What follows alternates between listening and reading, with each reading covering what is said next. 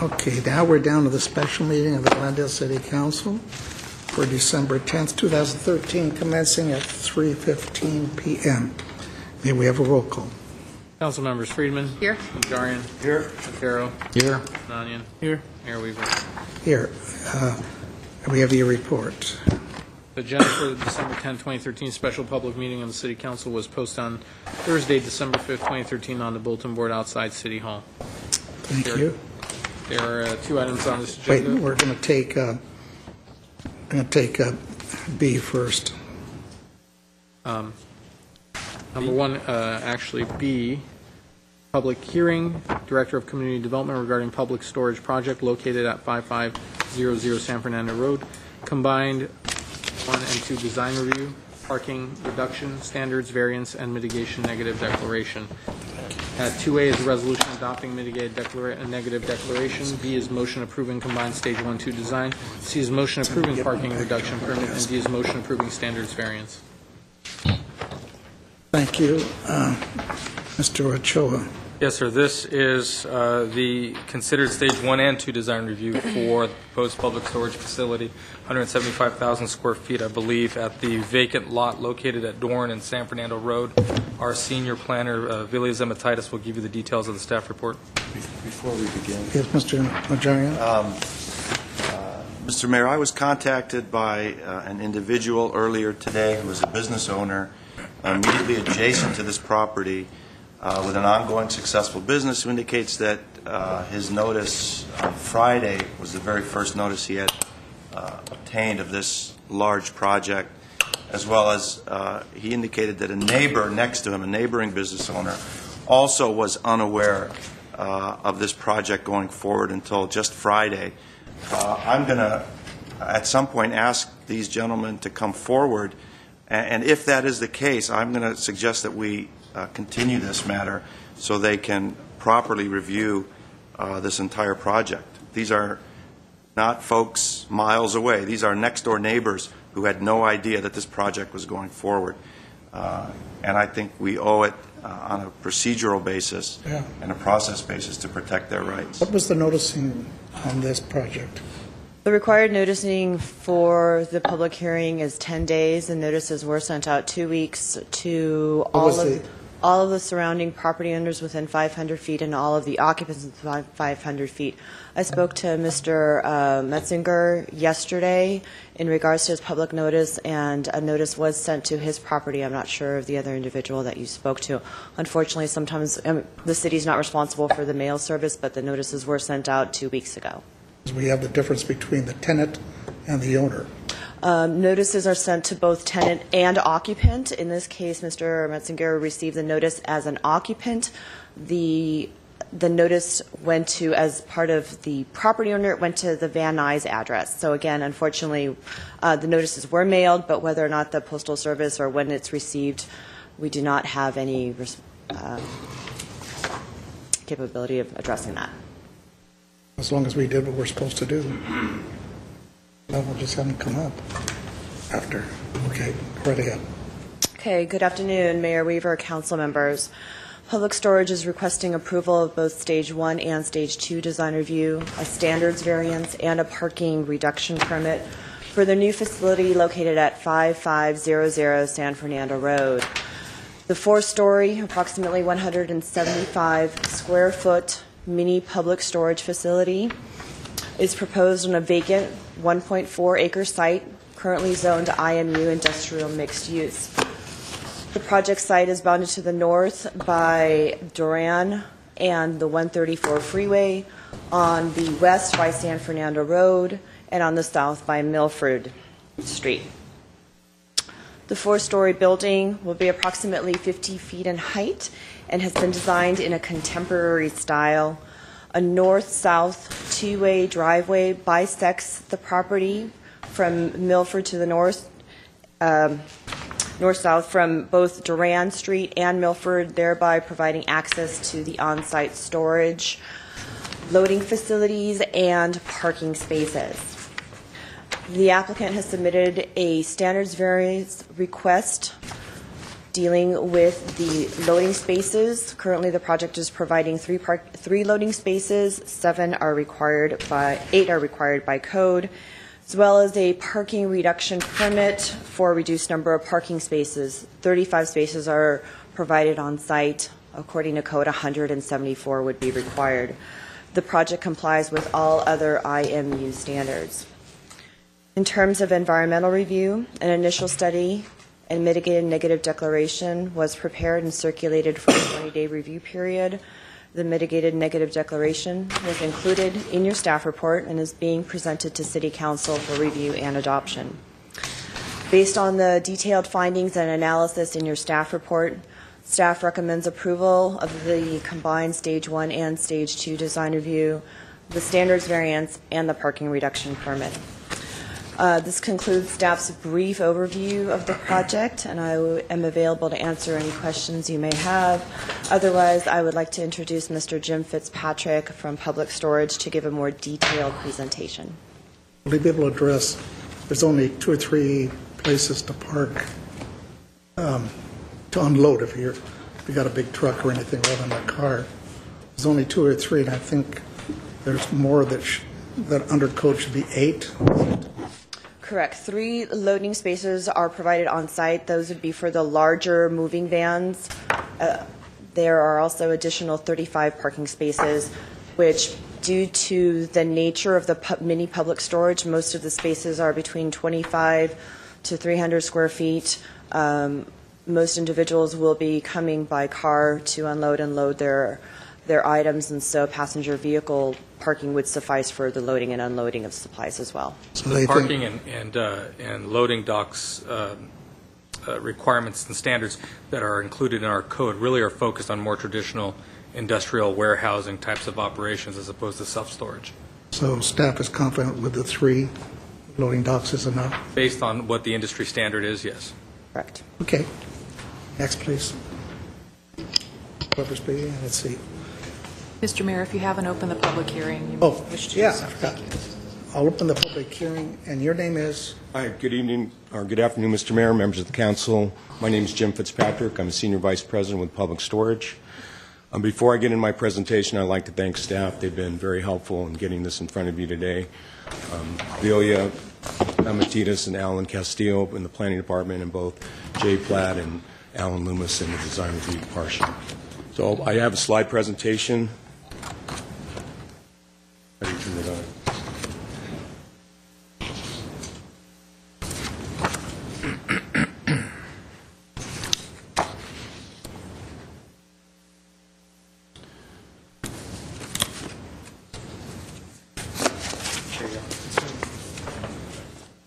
Did I bring it up?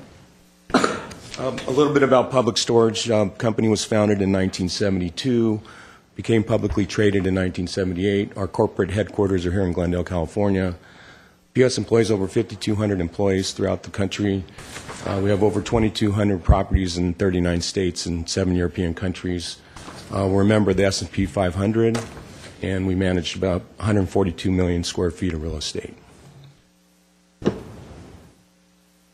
The property is located on the southeast corner of Doran and San Fernando Road, and this is just a slide that was taken to show the various perspectives looking out, but the property is located the 134 freeway to the north, San Fernando Road and the railroad tracks to the west, and some commercial and industrial properties to the east. More detailed site plan. Basically, Velia was talking about the corridor, the driveway that runs through the building from Doran Street to Milford. Customers come in, they can either make a right turn in, a right turn out on Doran. They can make a right turn in, right turn out on Milford, and they can also make a left turn in and left turn out on Milford. With the exception, Public Works has said that we cannot make a left turn in or left turn out between 4 and 7 Monday through Friday, and we'll accept that condition. I'll get in more of the operations of where the office and loading is and all that when I get to the more detailed site plans, a little clearer. Okay, the project also proposes to put a generous... Wait, time out. I forgot one thing. Time. How much time do you think you need? Probably 10 minutes. They 10 minutes. Give you detail, some nice landscaping buffering around the property, building setback 10 feet to allow us to do that. Okay, here's again the driveway coming through and the parking and the loading. And then here's the entry to the lobby, and there's 3 elevators there. And then here's our office and merchandising store. And customers will come in through the back of the building right here and go into the loading area with their goods and their office. And just real quickly, the second floor, they come up the elevators here. The gray areas are corridors that separate the units where customers would take their goods through the corridors and into their units. Important point is as we go bigger, the units start to get much smaller. In fact, the average square foot per unit on this property is 83 square feet. And there are the 75% of the units are 100 square feet and smaller. So to Vilia's point about most of the customers coming in vehicles or their passenger cars. So want to get into design review. We have a sample of materials that are passed around to you. We first met with Alan Castillo and Vilia Zematitis. Basically, they told us, go out to surrounding properties in Glendale and look at the architecture and see if you can incorporate some of it. So we came back with a sketch, and we met with Jay Platt and Alan Loomis, and they basically said, they gave us some feedback, and then we came back and back and back until we came up with the final product, and this is it. How many times they make you come back? Probably 5. Jeez. Okay. Just kidding. Just kidding. And they were very helpful. So we're breaking, I'm not an architect and I can't give you the horizontalization and things that they were said in the staff report, but we are breaking up the mass with different materials, putting in these horizontal elements, having the glazing, and also a nice cornice all the way around the top. So we're very pleased with the end result. And again, our corporate headquarters are here in Glendale, so we wanted to have something that was, an icon for us. And I'll just briefly go through some of the other views. Can I just ask you a quick question? Sure. The windows. I've never seen a public storage building with so many windows. Is there something behind the windows? Is there a corridor, or are they just sort of... They're fake doors. So it's kind of a brand identity. They're fake storage doors. Fake windows? The windows are real. The What's behind them windows, is I'm fake. sorry. These windows are real. These windows are real on the top. And then the windows on the second and third floor are spandrel. So it's not a real corridor behind the glass, but there's like a 3-foot space for cleaning, and then there's some false doors we call them showcase windows. Will there be any lighting? Yes, there'll be lighting. Wow.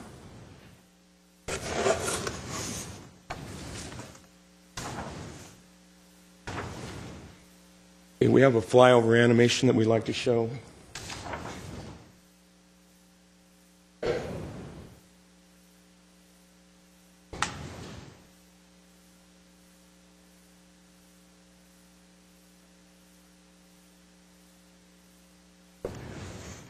I ask a question, I don't get the answer.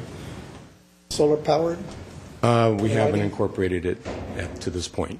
You got all that roof space. We've looked at it in a lot. We have 2,200 properties, and we've looked at it to try to get into a program, and I know they're still looking into it.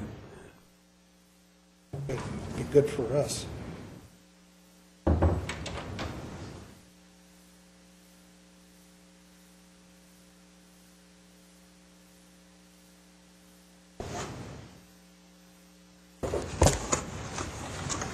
And it will be landscaped? Yes, there's a perimeter landscape all the way around. There's 10 feet, which we will put in both, bushes and trees. And I think Jay wanted us to talk to the arborist about replacing the street trees out along San Fernando. We'll be willing to do that. That's the materials that are being passed in front of you now. Also, I have my architect, Shab Fafila, here to answer any questions that are more detailed than I can answer.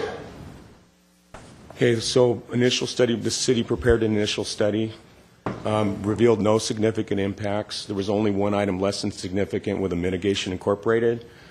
Staff received no comments from any public agency or anybody. So, and again, here I have my CEQA experts' Tony Lacasciato from Meridian and Francis Park from Park and Vallejo's to answer any questions you may have on that. Parking reduction, it's a broad definition in the code. Again, it applies not just to self-storage, but it applies to warehousing or warehouse distribution. We've completed a number of studies throughout the years. I could tell you that I look at it based on number of units, and based on the number of units we have here, I believe we need 23 parking spaces. ITE, if you look at their report, ITE is consistent with that number. Staff asked us to put in as many parking spaces as we possibly could, so we were able to put in 35, but that's more than we need. We're in the customer service business. We got to service our customers. If we don't provide enough parking, they're going to go somewhere else. So, I know that it's enough parking, and again, it's all about customer service. So, and I have my traffic engineers here to answer any How many questions. units altogether? How many rental units? We're going to have about 1,500. And there's that kind of market. Yeah, absolutely. Our market studies have shown that there's a tremendous need in this area. The demographics are great. The other thing that this market doesn't have is it doesn't have any climate control product, and so we're providing a new product to them as well. And I have my traffic engineers here to answer any questions on that. So, and here's our property down at 4820 San Fernando Road. This parking in the back actually is all rented out to vehicles and trucks. You can see here that there's nobody parked on the site.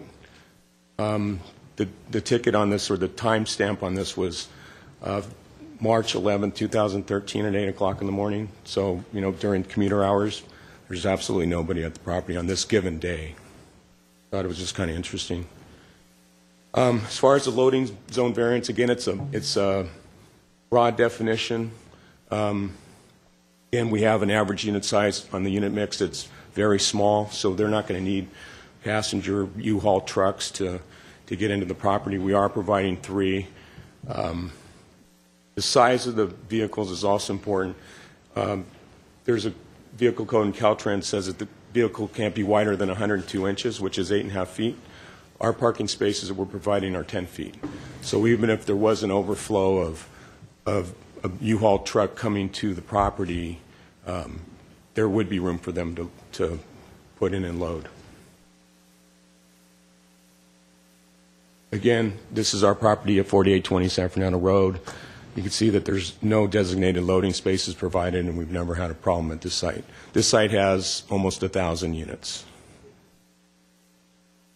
And we accept all the conditions of approval that were sent to us throughout the process. And again, just in closing, thank the staff for their exceptional effort. Public Storage is excited about developing a property in our own hometown. We're thrilled about the design of the building, and we respectfully request your approval today. And if you have any questions, myself or my team will be happy to answer them. Questions? I have 6 more cards. They're just here to answer questions. That's what I mean. I've never had this before. Okay. 6 speaker cards and all here to answer questions if necessary. So we'll eliminate that component. I do have one other card, though. Thank you. Thank you. Jonathan Kurtzinger.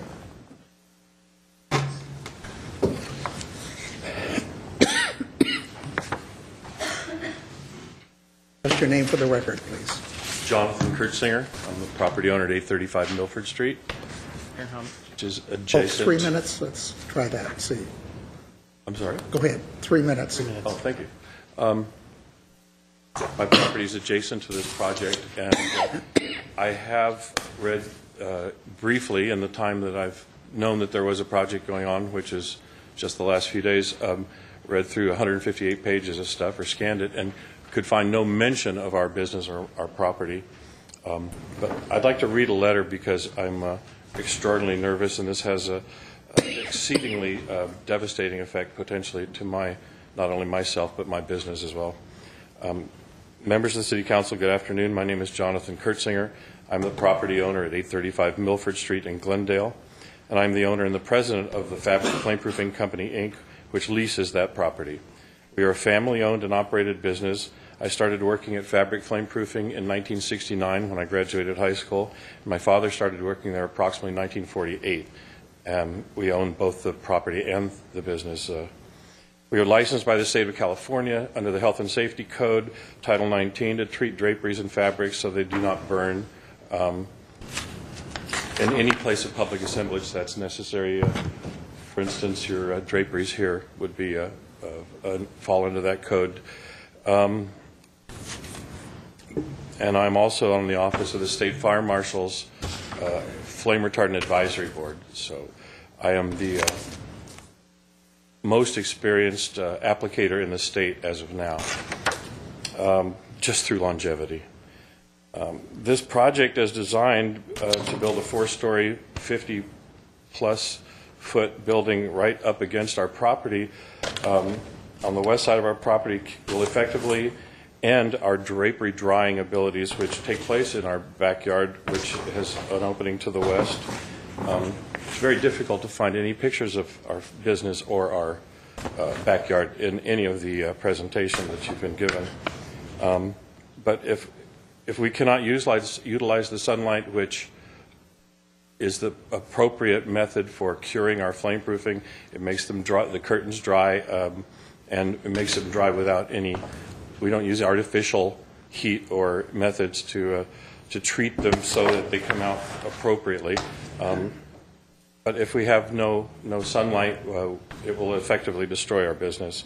My livelihood is my salary from Fabric Flame Proofing Company and from the property rental, and it would be financial devastating to me to have my business destroyed. There's no mention, like I said, any mention that I can find of my business or the property, in fact, including pictures, in all of this great work which has been done. Until last week, which was the week following the Thanksgiving holiday, we had only received the occupant notice at the business. Go ahead, keep going. And I would just ask the council to consider a continuation in order for not only us, but for everyone to review any options and consequences and to evaluate the impact and effects on Fabric Flame Proofing Company.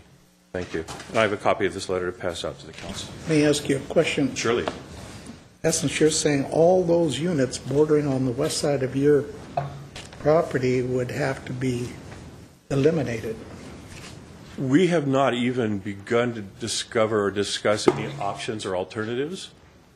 It has occurred to us that if there is parking adjacent to our property instead of a 50-foot building, which is 4 stories, that would give us more sunlight, an opportunity for more sunlight, which would probably be enough. I don't know. Are you looking for sunlight in the,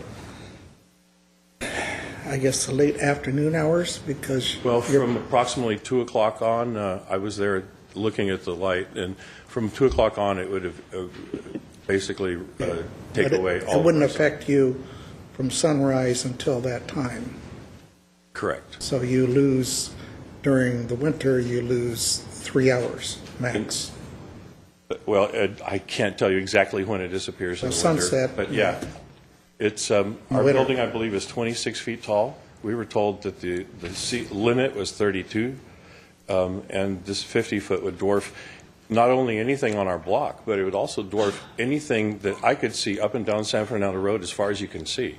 There's nothing of that size, or height, excuse me. So, You know, a 4-story building? Because the Disney buildings are over 4 stories. They're on San Fernando. But Flower. Well, I can't see that There far are from- there's no 4-story buildings on San Fernando Road? Not within sight of Duran or Milford. Anyway, if you look at the pictures when you can find where our little backyard is, it's a small property. You'll see that it's dwarfed by a 50-foot wall, and it's solid. I mean, it's no. and it's the afternoon sun. Yeah. Not Correct. the morning, not midday, it's just the afternoon sun after, say, 2 o'clock. Depending on the time of year, that's correct. in here. Okay, thank you. Thank you very much. How are we going to handle this, Mr. Chua? I mean, I have a question of the staff. I don't know what staff can do. I have a question in terms of the parking reduction. So the code mentions storage facilities and calls for how many How many spaces?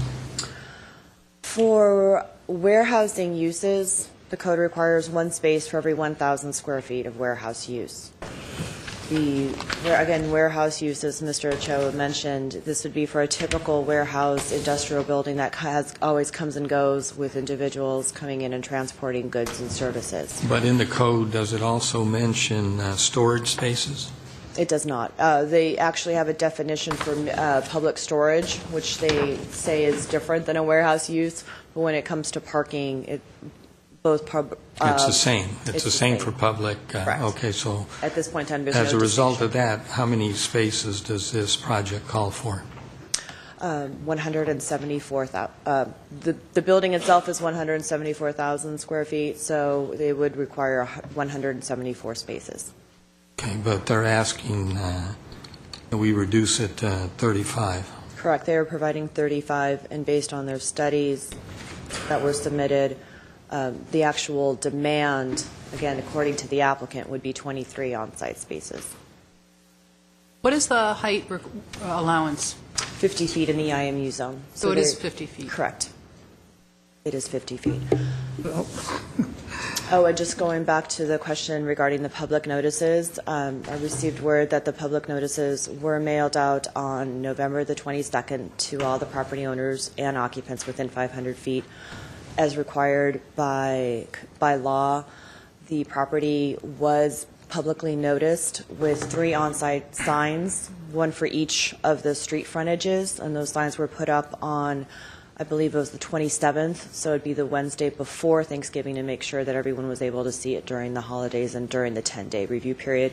The public notice was also published in the paper as required by law. So there were three ways of notifying the occupants and the property owners. It's just we have a unique business that requires sunlight It is. alone. There is, Find out. just to note, there is a setback at that rear. If you notice on your site plan, 10 feet? the driveway that bisects the property from Duran Street to Milford Street, there is a slight perpendicular where there's going to be an actual loading space. So there is going to be 15 feet that is open to the sky at that location, which would provide a sliver of sunlight in the afternoon to the adjacent property. So there is a 15-foot setback. There is a 15-foot set. I would have to confirm this. I can't tell from my plans. They're not scaled, but I would look to the applicant, and I see a thumbs up, yes, that there is a 15-foot setback along the rear. So the afternoon sun would be able to go ahead and penetrate at least for that 15 feet of the adjacent neighbor. The other thing that, if you even took out all the units on the furthest to the rear here, or the parking space so you could move it, we'd still have to know the angle of the sun to the ground property. So even if you remove the parking spaces and you move the building towards the west, how much would that get you when you're 50 foot tall with the angle of the sun hitting down?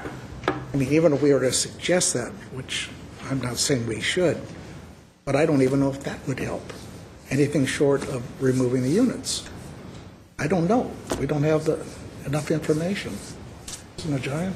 Well, we don't have enough information. Doesn't the EIR usually do a shadow chart where it shows where the shadows hit the different properties? An EIR does. This was an initial study with a mitigated negative declaration.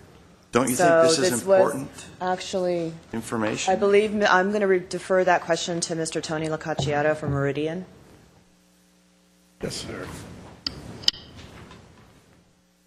I guess none of the other businesses care because they don't have the same So let kind me of pose my condition. question rather than just have you go through your report. We're hearing from a neighboring property owner who says that the shadows are going to be devastating to him and put him out of business, and we're guessing how many hours the sun is going to hit. Is 15 feet enough to mitigate? To me, that's not enough information to make a safe decision. So that's my issue. Yes, Tony Locacciato with Meridian Consultants. Mr. Najarian, council member, I do understand your question, yes. CEQA has questions on the initial study checklist, including shade and shadow. I don't believe staff or anyone else was aware there was a use with any solar sensitivity next door. Normally, what all the planners are looking for is an outdoor public space, a park, a residential backyard, these type of areas that would be solar sensitive. So given that the area is predominantly industrial, nobody was aware. When there is a solar sensitive use, you're right, then you will normally go ahead and do shade and shadow diagrams that would show you the effects throughout the year. So shouldn't we have one now that we're aware that there's a solar sensitive? That would be helpful information for you to consider, given the nature of a use, if you consider it to be a solar sensitive use. Well, I have one solution, which I don't know how popular it would be. If the applicant would be able to find a location someplace else in Glendale that would fit his outdoor drawing area, and then the applicant could expand his number of units to the east into that property. You get another 5 stories high. You get a number more units in at, I don't know what cost, but that's the only thing I can think of at this time. I mean, staff could go look, but I don't know what staff is going to come up with. I hate to deny the applicant, but at the same time, have to be sensitive to a homeowner a business owner that's been there a long time. Are you suggesting that the applicant would have to pay some kind of relocation fee to the existing? Well, it'd be a land swap. He'd take over that property if the city or somebody could find a spot in Glendale that would give them the solar light, so they swap the land, which the applicant would have to buy, and they swap the land, move the tenant out, and then they can expand their business into that area, to another, 50-foot area. Mr. Mayor, before we get down the road, I guess, of denying it based on the testimony, I think you might need a little bit more evidence to establish that it is indeed a solar-sensitive use. And maybe Jillian might have a suggestion on either continuing. What would we need to do to get that type of information? Mr. Quintero? Okay, well, I won't vote for this today. I think this business is entitled to a little more consideration. It has been there for many, many years, and we've all seen the work that they do. We've seen the curtains and so forth, so I think they should have been taken into consideration. Now, in terms of the merits of the project, it's really a pity. That's the best way I would describe it, that this premier corner with plenty of freeway frontage, literally from the 5 as well as the 134. We've had a lot of projects throughout the years that have not come to fruition. The property owner has done absolutely nothing with it. I actually think or heard that it was currently owned by a bank. I'm not exactly sure. But whatever it is, it's really too bad that this is what we're going to have on that corner in the coming years. There's nothing we can do about it. Certainly the zoning is there. There is something we can do about the what they're asking for, though, in terms of reducing the parking spaces from the requirement, whatever it was, whatever that number was, down to, that's one heck of a drop, 174 that the code calls for to 35. And there are 1,500 rental units. Now, true, most units people will put their stuff in there and not visit it very often. But overall, I'm not prepared to support this. But there's another thing that we could do, Mr. Quintero. It's 5 stories high, right? But 4 stories. Okay, again, it goes back to the line of sight from their backyard to the sun. If you eliminated in that portion 1 or 2 stories, now you have daylight. I don't know if it take 1 story or 2 stories or 3 stories to get it down from, 50 foot down to 25 or something. Now, that difference might allow him to get sunlight in the afternoon hours.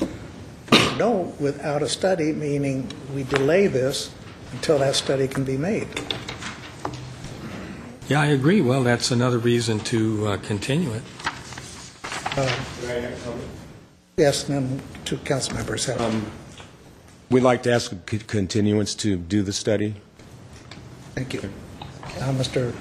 Well, the other thing is, I want staff to take a position on this. Is this the type of use that you approve of? What happened to our creative corridor? Right. This is our creative corridor that Councilmember Friedman has. If I can interject, maybe it's appropriate to ask him that question in the context of the broader zoning for the area, but we've got an application before us where the zoning is permitted. So I don't want this hearing to. I would be hesitant to have this hearing get stuck in whether or not we think this is a good use, as opposed to maybe later on down the road asking Hassan what his thoughts are if other uses should be looked at for this type of site. With all due respect, it's relevant because staff is recommending that we approve certain variances which would permit this project to go forward. So I'm asking, is this the type of project that is worthy of extending the variances and the exceptions which staff is recommending? And the only, before Hassan answers, the only thing, just so our record is clear, I think that the variances have to be based on what the findings are. I'm not sure if the use is taken into consideration in those findings. It's not. So okay, well, I I'll withdraw everybody that. to have exercise. Let's just say that's a rhetorical question. We analyze the public storage use is a permitted use in this zone by right, and the request for a discretionary parking reduction permit is based on the criteria that we have put in the code that people can present such a proposal and to show proof that the parking demand of the particular use that's going into that building is less than what's required in the code. In this case, they have provided sufficient evidence that shows that the parking demand is in fact less to the end and less than the number that we're in fact asking them, and we're convinced that they have met that criterion effectively. And remember, they already have public storage on San Fernando Road further south. Right. Just sell that. There are others. So it's not unique. Mr. Sinanian and Mr. Friedman. Other than taking a strict constructionist or strict interpretational view on the parking space requirement per code, is there anything that we can, I'm not suggesting we're doing that, base a decision to deny this project, and we're not even there. I believe the city attorney has sufficiently answered the question, and based on use alone, no. Yes. Based on use, there is no evidence or anything that any discretionary authority that staff has to actually make a recommendation or otherwise. It's a permitted use. Okay. Thank you. Okay, and Ms. Friedman? Well, I have to say I'm feeling for both parties at this point, because on the one hand you have a business that feels that they're going to be impacted, who's been here for a while, and we all have a lot of sympathy with that. And on the other hand, you have a large business that's headquartered here in Glendale that wants to build what, to my eyes, looks like one of the nicest public storage facilities I've ever seen. Usually they're just concrete bunkers, and I think really has gone above and beyond to do something nice. And yes, they bought a corner that is a very prominent corner. That would be great if it was something that people would drive down the 134 and say, wow, look at that amazing thing in Glendale. That's where I want to go. But it's not their fault that they bought that corner. And there's nothing in our zoning that required that it was anything beyond industrial. And they fit the category. I'm not prepared to use parking as a reason to deny it, given that, I don't know if any of you have, but I've used public storage facilities. When I moved, I had my stuff in public storage for a while, and I'll tell you, when I dropped it off and when I picked it up, there was nobody else there. I mean, people don't go and hang out with their items there. They're not that pleasant inside. You kind of drop stuff off, and some other time you pick them up, and some people kind of maybe every now and then will put something in or take something out. But I agree that I think that staff is correct that the parking is probably more than adequate. And to say, let's make them have 175 spaces when they don't need it is just a terrible use of land. To just say, let's make a giant parking lot that's not needed. I mean, it's a waste of property. It's the least ecological thing you could do. I mean, I'd rather have a building there, have it be in use, than just a giant empty parking lot. My concern about telling them they can't build this because the business next door is that as much as I would love them to be there another 100 years, we don't know. They could leave in a week. And then you've told someone that they can't build a building that is permitted by zoning because of what's next door, that makes me very uncomfortable. Are we going to start, I mean, in an industrial area, it's not a residential area, it's a different kind of impact. Are we going to start telling businesses that they can't open if they're somehow impact other businesses? I know that EIRs maybe require some of that. I don't know that they do, but you really open up a Pandora's box if you start doing that and letting other business, I just don't know where that leads. So I feel for both parties. I hope that there's a solution. If we can continue this, it would be great if both parties could sit down, and maybe the best solution would be if the flame retardant people find out that actually it's not going to be a big impact and the shadow lines really don't impact them very much, and they come back and say, hey, well, we were wrong and it's going to be okay. That's what I hope happens in a week.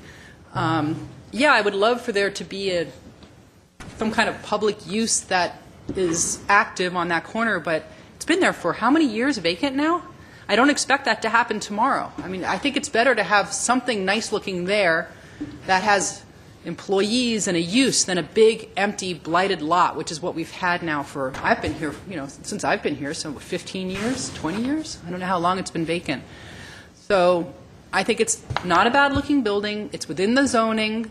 I don't see any reason that, there's no homes behind it. It's got a giant highway that's still going to be above it. So the sight lines, to me, it's like, well, how can you make the argument that it's interrupting some sight line when you have a giant highway right next to it? This is going to be lower than the highway, I believe, because that's pretty tall there. The 134 is elevated pretty high.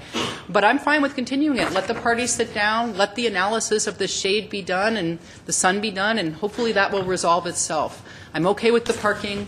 I would urge my colleagues, if you're concerned, go to the public storage buildings that are on San Fernando, that are other places. Go there various times of day and tell me if those parking lots are full. They know their business. They're not going to operate. They're not going to build this underparked and then have people not want to use those storage facilities. So that's my feeling about it. I'm fine with continuing it. I don't know how long we can continue. We're going dark for a month. That's what I'm going to find out. Not yet. Not yet. I have one other speaker. Oh, go ahead. One other speaker. Margaret, do you want to speak or wait? Yes, I do. I would like to address on the Okay. 2 minutes. address in this overall situation. We're reopening public testimony? Did I close it? No, it was not closed. That's why I was waiting Hasn't for you to been call closed. me. Thank you, Your Honor, members of council, staff, and audience. My take is, my name is Margaret Hammond, is on this. What have you addressed the traffic on that corner? Everybody complains about it now. It's blocks getting onto with the problems with Doran, or the Brazil Broadway being closed, Grandview being closed, and it ends up, and then don't forget the entries to the freeway and to the flyover. One is on the north side of the freeway, which I guess is the Flower. I never use that one, but I do use the one that's the freeway south, and there's off-ramps and on-ramps there. The traffic is horrendous. If there isn't enough parking for this particular thing, how many employees are going to be involved in this? Where are they going to park? Are we going to be like the auto dealers, and they'll end up parking over on Louise Street instead of having parking for them? In my case, I'm complaining about that. Where are they going to park? Are they going to be parking on Milford? Are they going to be parking on those streets in there that are going to, again, cause a lot of problems? The traffic is horrendous. The detours and so forth onto Doran, as I said, it's unbelievable. Up and down San Fernando. I just came down. That's the reason I'm kind of raving and ranting, is trying to get through there with all the, whatever you call them, you got to go into this lane, that lane, and we're down to whatever. And if you put in something this big on that corner and without enough parking, I think that's going to be a problem. 35 parking places out of 174 is, we're down 139 parking, what would be required under whatever rules. And I don't think it's really going to be a good thought in the future if we're having other properties and so forth and want to encourage commercial on San Fernando Road to have this happen. So that's my take on it, and I think it's something that should be addressed. Thank you. Margaret, traffic was addressed in the EIR. I'm not done. And there's not going to be many people coming in and out of there per hour, et cetera. It's very I've had stuff in public storage, and it's so lightly traveled, it's not going to increase traffic. Ms. Friedman? I was going to say that Ms. Hammond made a good argument for not having something more exciting on that corner, not having a creative use, not having a shopping mall, not having anything like that. This is probably the least amount. I can't think of a business that generates less traffic than public storage. There's got to be something, but boy, they're just empty most of the time. Okay, now, Mr. Quintero. Yeah, to the issue of the business, this gentleman and his father have been associated with this company since 1948, so that's about 75 years. I'm sure they're going to continue in business. In terms, once again, of the use, we've had multiple developers and companies throughout the years that have come and talked to us about projects with beautiful renderings. We've actually moved this around and didn't want to accept what they had in mind. We wanted it to work with the rest of San Fernando Road and what we're trying to encourage on San Fernando Road. And so while Public Storage is publicly traded and an international corporation, I'm not willing to just blindly accept this first proposal. I don't know whether they're going to follow through or not, but whether they are or they're not, I'm just not willing to do that. I think there's, if they want to go in there, then let them conform to the code. But to make it easier for them to develop this property into what essentially is a dead space, and a huge dead space, I just don't think that's, what we should do. Okay. As for me, I won't vote on it until I get the results of that study. And I'm not saying which way I'll go then. But now if you want to come back, you need an estimate of how many weeks or months you need to do a solar study at different periods of the year and different hours in the day. I believe, in talking to my consultant, Meridian, we could have it to you this week. Oh, 1 week? Yeah. Okay, and Using that, computer models, they can generate the different azimuth angles of the sun and that kind of stuff. and I gather the way you'll have to do it is by removing one floor at a time in part of that. That's just one way to look at it. Well, I can tell you, if we took a floor off, then the project would not be feasible and we wouldn't be able to do it. So, I mean, we'll look at, I mean, to the west is power lines that we have to maintain a 10-foot setback, and we're at the 10-foot setback right now. So there's no way we could shift the building to the west. So, Not meaning shift west, remove a section of the building on the east. In other words, it'd be a step up. right, like a wedding cake. Yeah, the first floor or two might be right to where it is, and then the third and fourth have to step. You lose units, Right. but you have a better chance of getting approval. Okay. Just flip a coin. Okay. So a week? Yeah, we can get it. We would hope to be on the agenda for next Tuesday, because if we're not, then we're end of January. Well, if it's to a date certain, Ms. Van Ryden, the issue for staff, of course, is whether or not the information generated is a minor technical change, which would be an addendum to the already prepared mitigated negative declaration, or whether or not it reveals more significant changes which might require additional analysis or recirculation. We would know that very quickly. You could continue it to a date certain, which would be as early as next week, and we would know prior to that time whether or not we'd need to do additional analysis, which might involve recirculation. and if not, then it'll slip into January. It would slip into January, but an addendum does not require additional circulation. So it could, in fact, be heard next week, if in fact that... If staff says that it adequately looked at? Yeah. Is that okay with my colleagues? If staff says it is? I'd like them to sit down with the business next door and Oh, I'm sure they will. discuss. Yeah, this I'm with sure them. they will. I have his card already. And with the knowledge, if staff says, I need more time, we're dark until mid-January, right? Which date? January 21st is your next shot at us. Okay, thank you. Okay, do we need a motion for that? I have a question. Oh, wait, I better close the public hearing. Public hearing. I want to ask a question to the city attorney. So let's say the report comes back and there's no interference with a neighboring business in terms of light, and there's no impediment to them conducting their business. But the majority of the council decides to vote. I'm relatively new on the council, so this is why I'm asking. Majority of the council decides to vote against this project anyway. So does the applicant then have some kind of recourse, or what happens? Do we have the absolute discretion to just decide one way or another? There is discretion, Okay. Councilmember Sinani. I mean, there's obviously discretion with respect to the design review. If you find that the proposed design is not compatible with the surrounding neighborhood, in addition, there are variances at issue, Based on and the so variance. you find you can't make the findings. Again, the only caution I've already asserted it, which is we shouldn't really be basing those decisions on the use that's there, because the use is a permitted use. But there are several points of discretion that the council has with respect to these particular approvals. Okay. And if they end up finding they can't build, they're now the owners of the land, and they'll be putting it up for sale, and it'll sit vacant again.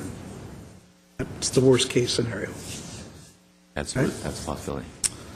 Okay, is there a motion for continuance, date certain next week, or do we need it? Yes, sir. Motion. I move we continue it to a date certain next 17. week. Next week, 3 p.m. Second. Okay, roll call.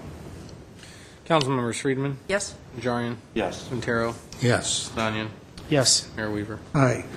And I thought that was going to be a quick one. Well, I know the next one is not, because there's about 25, 30 speakers on this one. So let's go back to one, another public hearing. First one is public hearing, proposed the Link project at 3901, 3915 San Fernando Road, certification of the EIR, approval of Stage 2 design, sign program, and conditional use permit. A is council resolution certifying the final environmental impact report, making central findings and determinations regarding the environmental effects of the project, and adopting a statement of overriding consideration. B is a motion approving Stage 2 design subject to comments and conditions of approval. C is a motion approving the sign program, and D is a motion approving conditional use permit. Okay, one comment, Hassan. I'm sorry, I forgot you wanted to speak on that. No big deal. I'm sorry. Okay, I'm going to wait until I see how many cards I get, determine how many minutes, but I'll reserve that until staff has made their presentation first. Mr. Ochoa. Yes, sir. Before you is the Stage 2 and project entitlements for the proposed Link project. This is about a 1-acre site that's there at the corner of Central and San Fernando. It is 142 units, 11,000 square feet of commercial space, and a 5,000 square foot studio. This also comes along with an EIR, or the final environmental impact report, that will be presented to you. The case planner, Mr. Rather Dong, will give you the project details. Rather? Thank you. Good afternoon, Mayor Weaver and members of the City Council. I am going to give you a brief overview of the project, and the applicant's team will give you a more detailed presentation. And that will be followed by the environmental consultant. The applicant is requesting approval of a Stage 2 design review, a sign program, and a conditional use permit to allow residential units. The proposal will invoke SB 1818 and will provide 12 units to very low income families. The project is located at 3901 to 3915 San Fernando Road and is zoned IMUR, which is an industrial, commercial, residential mixed-use zone. The 45,788 square foot site is on the northwest corner of Central Avenue and San Fernando Road, and is currently occupied by 2 commercial buildings. The mixed-use project will include a total of 142 dwelling units and about 16,000 square feet of commercial space on the ground floor. The 5-story building will be 75 feet high and will provide a total of 244 parking spaces that will be on grade and in 2 levels of subterranean parking. The project meets all appropriate zoning requirements. The council will be asked to certify the EIR, as well as to approve the Stage 2 design, the sign program, and the CUP. Staff has reviewed the project and recommends approval of the project. At this time, I would like to turn over to Mr. Rodney Kahn and the design team to provide a more detailed presentation of the project. This concludes my presentation, and I am available to answer any questions you may have. Thank you. Mr. Mayor, you may want to open the public hearing at this time. Thank you. I'll open the public hearing. Mr. Khan, how many minutes do you think you might need?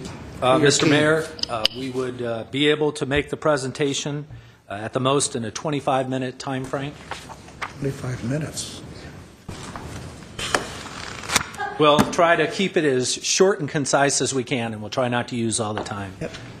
Yes, Mr. Quintero. Mr. Weaver, I would request that the resources group, the consulting firm that was hired by the Historic Society, that they be given enough time to make their presentation. Okay, are you here? I don't know what they're going to need, but... Do you have the preparer here? Okay, they're here. Just so you know, per the city manager, I'm supposed to disclose if I've met with anybody, right? I encourage anybody who's met with either applicant or opponents or interested parties to just disclose that they a meeting and general nature of those I met with Mr. Khan and the developer, like I've done on virtually every project that has come to Glendale. In my first 8 to 10 years, I met with nobody, and I found out I knew nothing going into the council meetings where the others knew everything. So I have been meeting with the developers. I also met with the planning staff. I also asked questions. I did everything I could to be prepared for tonight. Is that good enough? Yes, sir. Mr. Weaver? Friedman. I also met with the applicant and his consultant and received lots of emails, pro and con, so full disclosure. Mr. Weaver, I also met with the applicant and the consultant, and I also met with the Historical Society, and I've received the same, I believe, the same emails that all the other council members have received. Yeah, we've got a stack of emails. I will, same with Mr. Sinanian. I met with the developer and the Historic Society and asked plenty of questions from the staff. Okay, and Mr. Yes, they didn't want to meet with me, but I did not meet with the developer. I did not meet with Mr. Khan, and I wasn't even invited to meet with Mr. Khan. I'm not complaining, but I'm just stating. Oh, I hope that doesn't influence your vote. How about the Historical Society? No, nothing from. Did you talk to staff? I did not talk to staff. Oh, okay. Good. How much? Let's go for 20 max for your team. We'll see what that does for you. Before I begin, Mr. Mayor, we'll try our best to stay within that time frame. I just want to make sure that we reserve the right to respond to the comments from both the City Council and the public at the end of the hearing. You will. You get 1 minute. Just kidding. Thank you. Once again, good afternoon, Mayor, City Council, and City staff. My name is Rodney Kahn. My offices are located on Brand Boulevard here in the city of Glendale. It's been 7 months since we last presented our Stage 1 design to you and received your approval. And if you go back and recall, the concept for our project was to create a boutique mixed-use complex that is elegant in design, complements the Triangle project that we're adjacent to, but yet can stand on its own. The owner and the developer of the project is George Garikian. George is a longtime resident since 1988, a longtime business owner, and an investor in the South Glendale area. George wanted to create a place that was different, that was unique, and would be an anchor for this southern area of our city. Our property is in a transit-rich area of the city. It's in close proximity to the Glendale Transportation Center, and by way of the MTA buses and Glendale B-Line, a resident could transverse through public transportation anywhere in our city. Also, by way of Amtrak and the Metrolink, they could use public transportation to go anywhere in the Southern California region. This transportation center is 1 short block away from our site. Our project, as was mentioned before, is also along the San Fernando Road corridor, the creative corridor. And as we mentioned last time, the property has a studio, Solar Studios, as a tenant in the building. It was important for us to retain them, to provide them a modern facility they could continue to operate from, and bring them back as part of the new project, which is exactly what we are doing.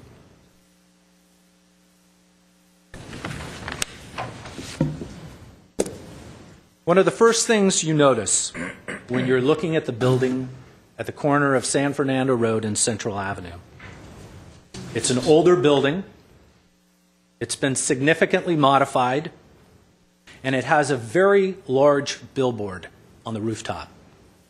That billboard is about 1,000 square feet in size. The building itself does not meet current building and safety codes. It does not meet engineering or fire codes, and it is not handicap accessible. We are looking to substantially upgrade and provide a safer, more accessible, more attractive building than what currently exists on the site.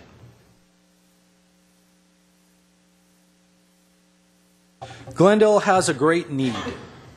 One of our great needs is to increase the affordable housing opportunities for our residents. A very important component to this project is the inclusion of 12 very low-income affordable housing units at absolutely no cost to the city of Glendale. To conclude my remarks, the LINK project is a transportation village. It is well located in our city.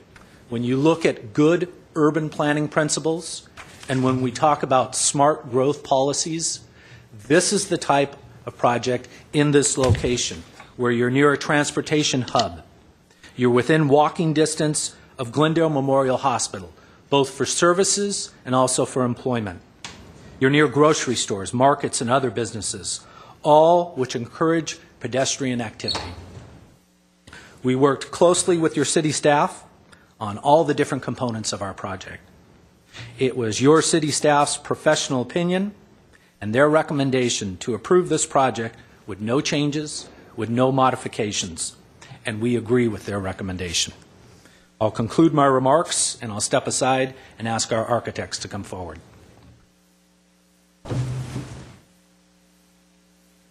And you have a card turned in, right? Pardon? You have a card turned in? Yes, I do. Michael de Villiers, TCA Architects. I'm an associate principal at TCA Architects, and I'm here today with my colleague Eric Olson.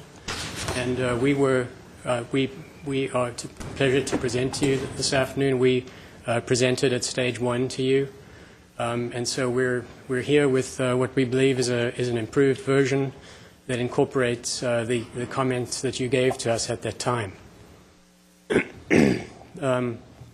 We see this as a very important site in the city.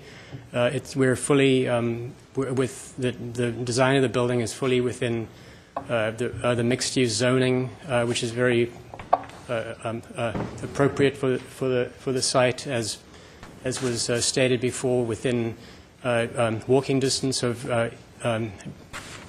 tremendous employment opportunities, regional retail, colleges, transit. The building is located at the corner of San Fernando Road and Central Avenue. This is the ground floor plan. There is 11,000 square feet of retail space, including an 8,000 square foot contiguous area at the corner with tremendous visibility, very suited for a major tenant there. We are also, as was stated, accommodating 5,000 square feet of studio space to accommodate the existing tenant.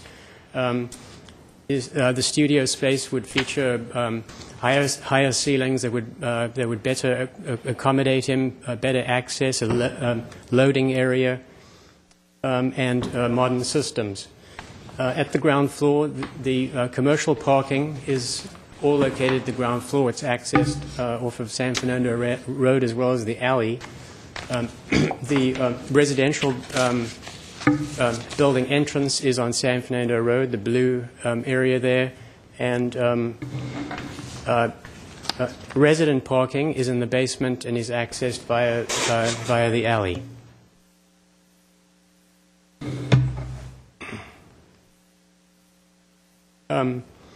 In the B1 basement level, the area showed in red over there represents the addition of 21 guest spaces that we've made since we met you previously in response to your comments. Those guest spaces are not required by the zoning code, but we're adding them. The 142 apartment units are located on 4 residential levels above the ground floor, with a floor plan like this. There are no studio units in the project. They're all 1 and 2 bedroom units. No micro units. The 12 affordable units are distributed through the project.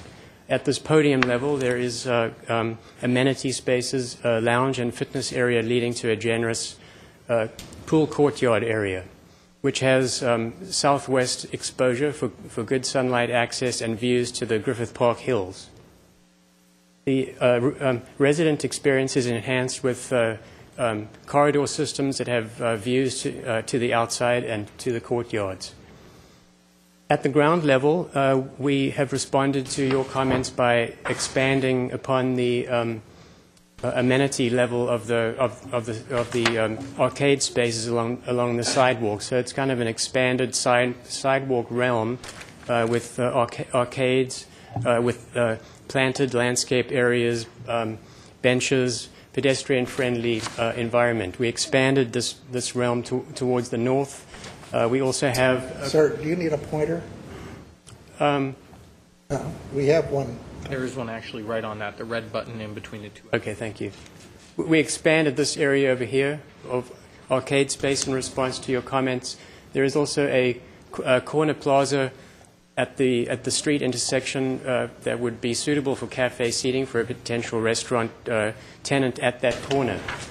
We also enhanced the studio space, arcade space, with expanded setback and landscape opportunities there.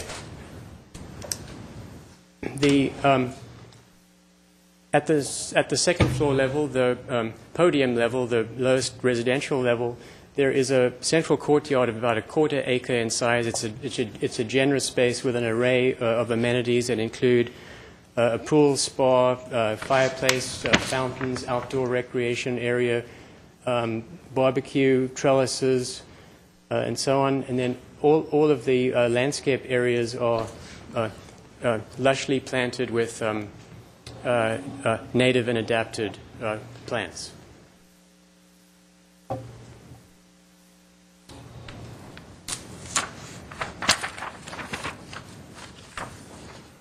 Next, Eric Olson.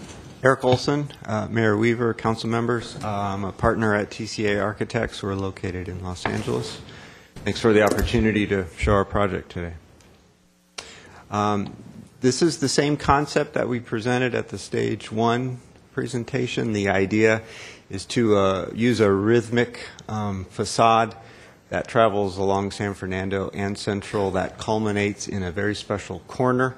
It utilizes glass panels to emphasize this special corner and the way that the two facades join.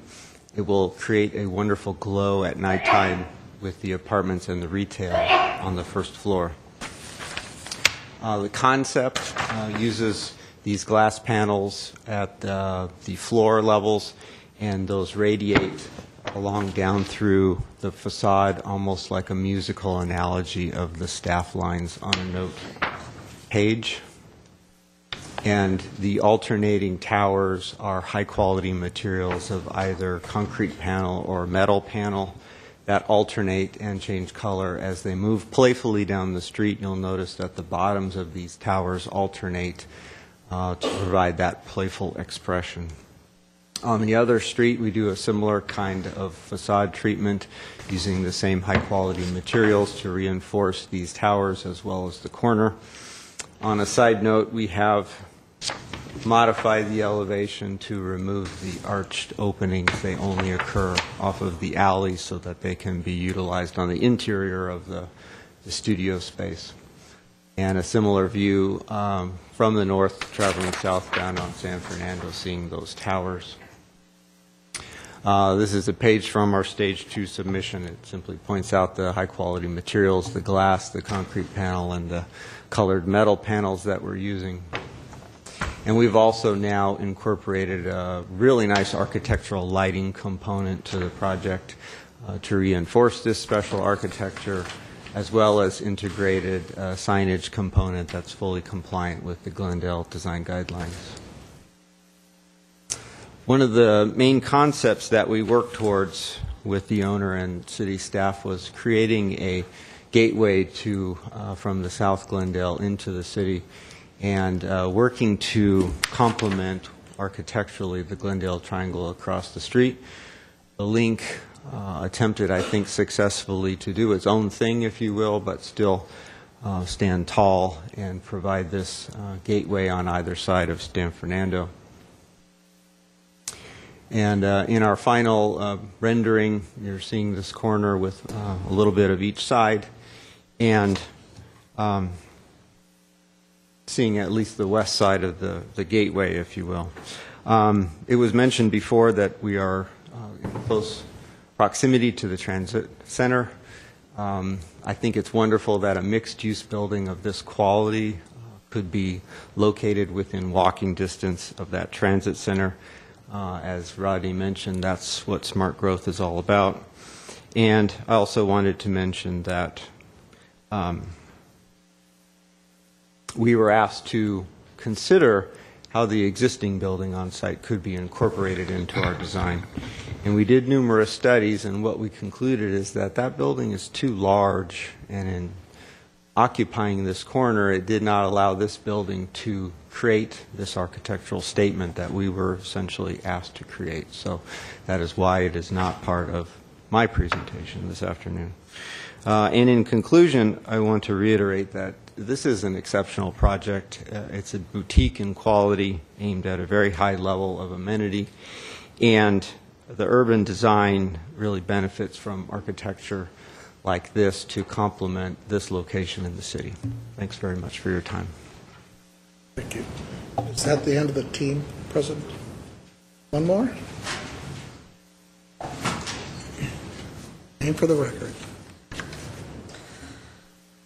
Mr. Mayor, members of the City Council, the City of Glendale almost... Your name for the record. I'm sorry. I'm George Gurikian, Carico Development. The City of Glendale, almost a decade ago, set out on a visionary plan for the San Fernando corridor. Council members knew that we needed progress along the corridor, so they rezoned the corridor and authorized millions in expenditures. The goal was to get the private sector to set up to the plate and be the engines of progress. As a result, we have DreamWorks, ABC7, the Grand Central Creative Campus, the Walt Disney Campus, and the Glendale Memorial Master Plan expansion.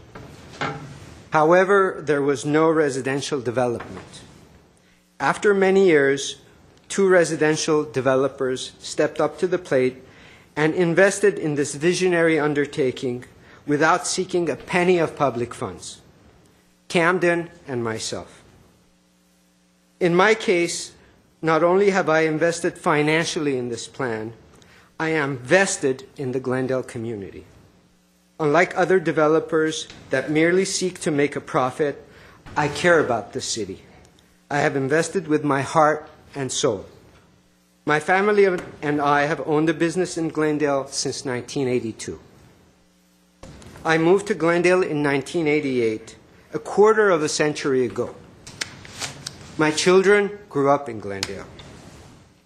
During this time, I have been active in civic life and served on the Glendale Civil Service Commission.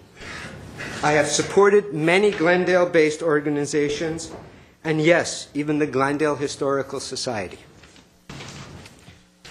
During these 25 years, I've witnessed the city change. We have progressed. We are not the sleepy little community that we used to be, and we will never be that again.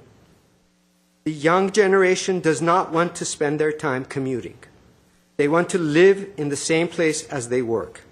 They want to walk and bike to restaurants, bars, and entertainment and shopping venues that are close by.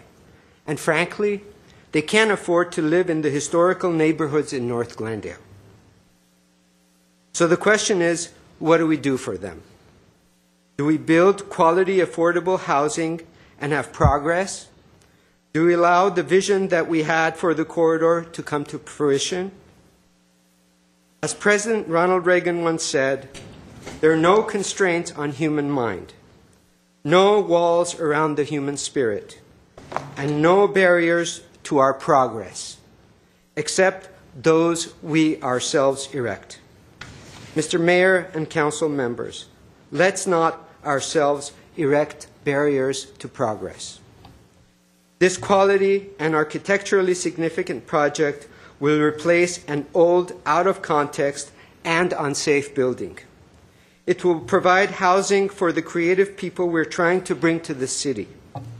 It will result in 12 units of low-income housing that will not cost the taxpayers a dime.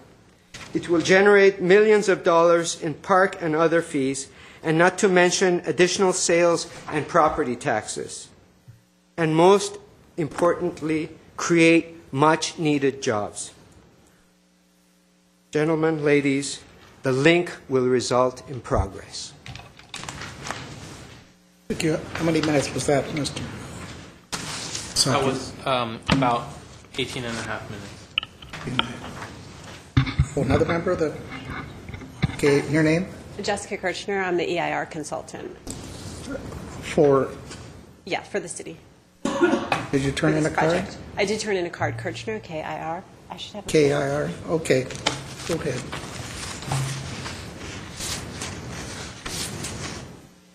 Wait. I have a... You have a separate PowerPoint? Yes.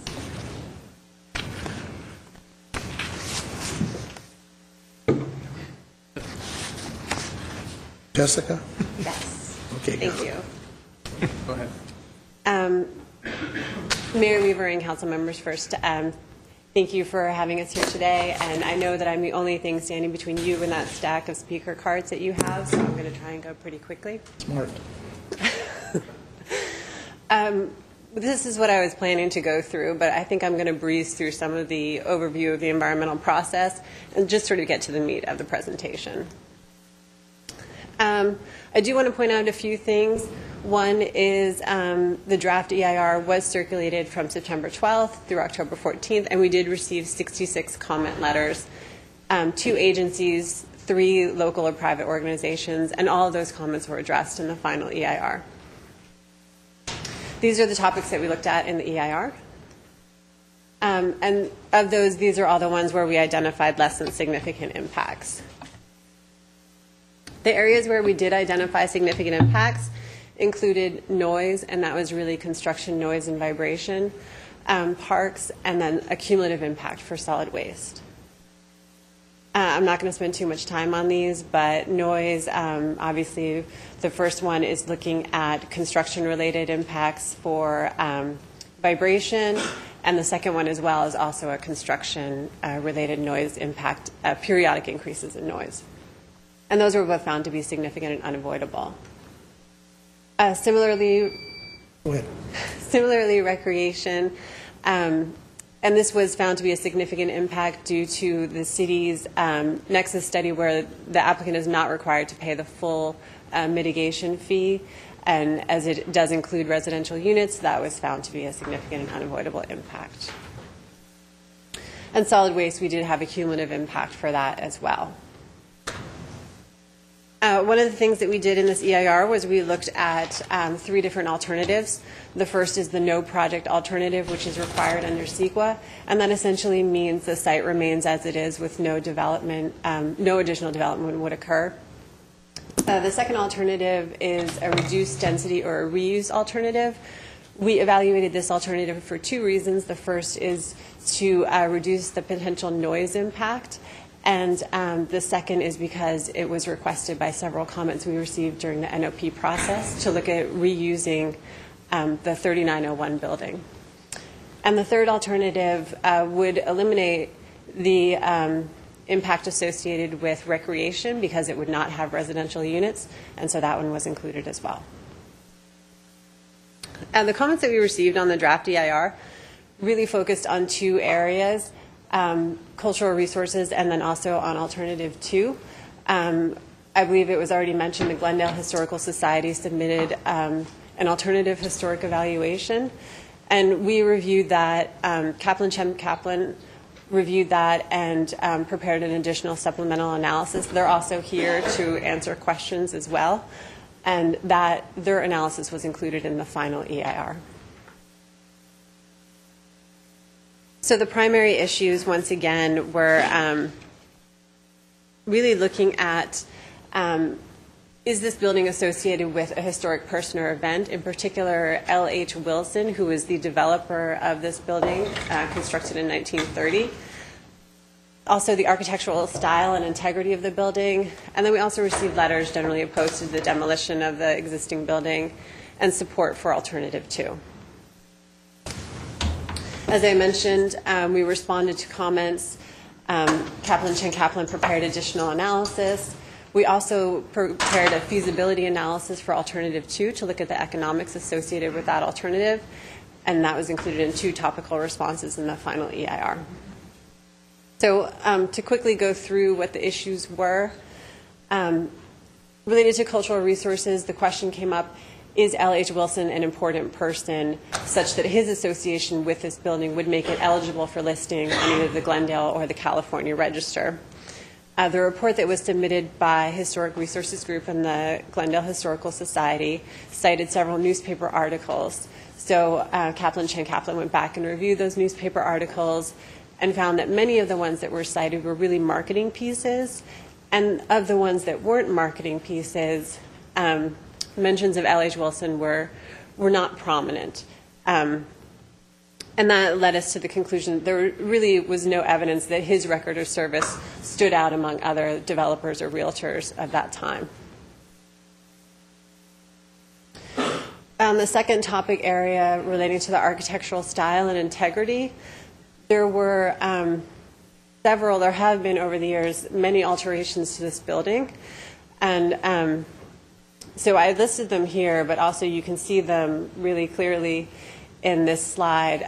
It shows there's a central tower that was removed, a north tower that you can't really see here that was removed. All the first floor windows have been replaced, a billboard on top, the roof profile has changed, several of the decor elements have been removed, and so forth. And the finding for that was this building has undergone major alterations since it was constructed in 1930, and much of the original fabric of the building was removed. And for those reasons, we found it did not qualify for the California or Glendale Register. And lastly, I did want to talk about the feasibility analysis that was included within the final EIR, and this relates specifically to Alternative 2. What we did find was that Alternative 2 does meet the project objectives. However, it meets them to a lesser extent than the proposed project does. So, for example, a project objective of revitalizing the San Fernando corridor, because the redevelopment would only occur on a portion of the site under Alternative 2, it would not necessarily meet that objective to the same extent as the proposed project. We included a pro forma in the final EIR looking at all of the economics associated with constructing Alternative 2. And what was found was that compared to the proposed project, which would result in a 12% profit margin, Alternative 2 would result in a 3.8% profit margin, and developers typically require 10%. The city had their own independent consultant, Kaiser Marston, review the pro forma, and we do have a representative from Kaiser Marston here as well to discuss that. And their determination was that Alternative 2 does not represent an economically viable alternative. And I'm going to conclude with that. I think I hit most of what you were hoping to get out of it. And I'm certainly available for questions. As I mentioned, we have Kaplan Chen Kaplan here to answer questions. Kaiser Marson, and also our traffic consultants are here as well. Thank you. You're not going to leave. Good. Okay, Mr. Quintero, did you think we ought to go through the others first and then let that individual come up? Whoever the historic... Rather than first? No, I think the Historic Resources Group should go first. First? Okay. If I can, Mayor Weaver, I'm Sean Bursell, Executive Director of the Glendale Historical Society. We would like Historic Resources Group to go first, then the LA Conservancy, then I'll make some comments, and another representative of the Historical Society. Whatever time we have left, we can... Are they in order? I don't know what order you have them. I call them in order. Can we go with Historic Resources Group, then LA Conservancy, then Maine, please? I'm going to have to go through and find every card that Mr. Mayor, goes with that what I group. suggest is, given that Mr. Quintero had only asked for the consultant to go first and then maybe perhaps get a little bit more time, that you do that and then just take the other cards in order that you have them. Yeah, well, okay, that individual, that's what they're like. Who is it? And your name for the record. Good afternoon. My name is Christine Lazaretto. I'm a principal at the firm Historic Resources Group. HRG is a historic preservation consulting firm. We are now based in Pasadena. We were hired by the Glendale Historical Society to conduct an independent historic resources assessment of 3901 San Fernando Road. I do want to thank you for allowing us additional time today to present our findings. I don't have a formal presentation prepared, but I will note that we will be here also afterward if you have any additional questions. And I think I would just start by summarizing that, we're simply here to ask that you consider the building at 3901 San Fernando Road a historic resource in the project analysis for the Glendale Link project. We're not here to talk about the merits of the project, or I'm personally not here to talk about that, but just that under CEQA, this building has sufficient evidence to be considered a historic resource, and therefore, the project alternatives and potential mitigation measures should consider that. Our firm did an analysis, as I mentioned. The analysis is based on field observation, extensive research of both primary and secondary sources, an analysis of the criteria for designation, and we looked at National Register, California Register, and the local Glendale criteria, and a review of the CEQA threshold for what is considered a historic resource under CEQA. We believe there's ample evidence that 3901 San Fernando Road should be considered a historic resource for these purposes, and therefore, with respect to cultural resources, the EIR is flawed in that regard.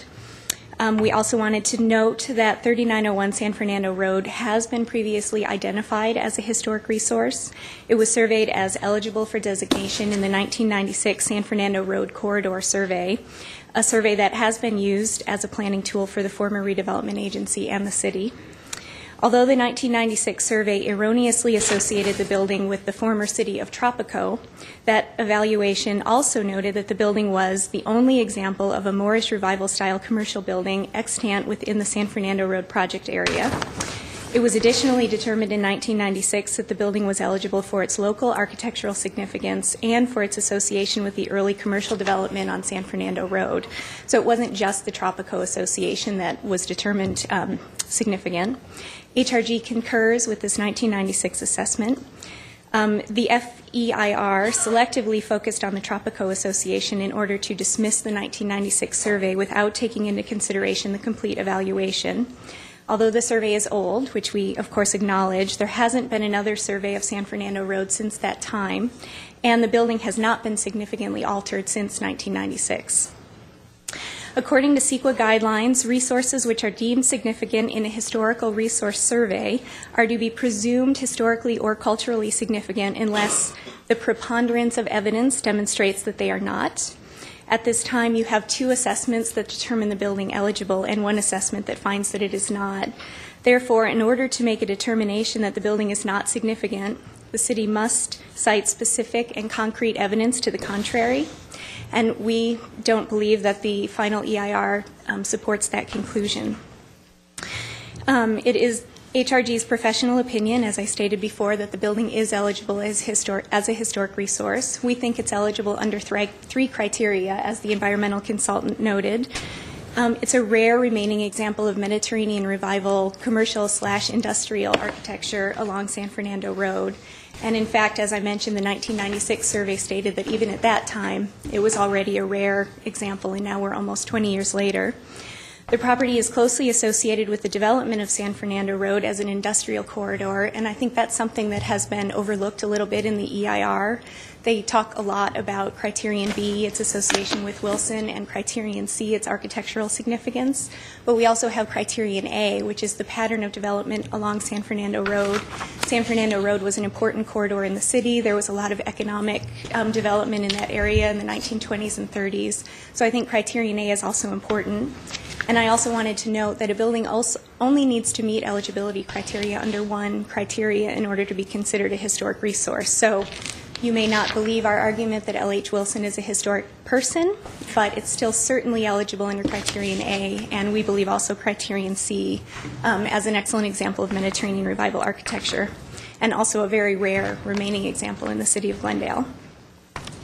Although there have been alterations to the property over time, which we acknowledge in our report, we believe it retains sufficient integrity to convey its Mediterranean revival architectural character and its significant associations with Wilson and the development of San Fernando Road.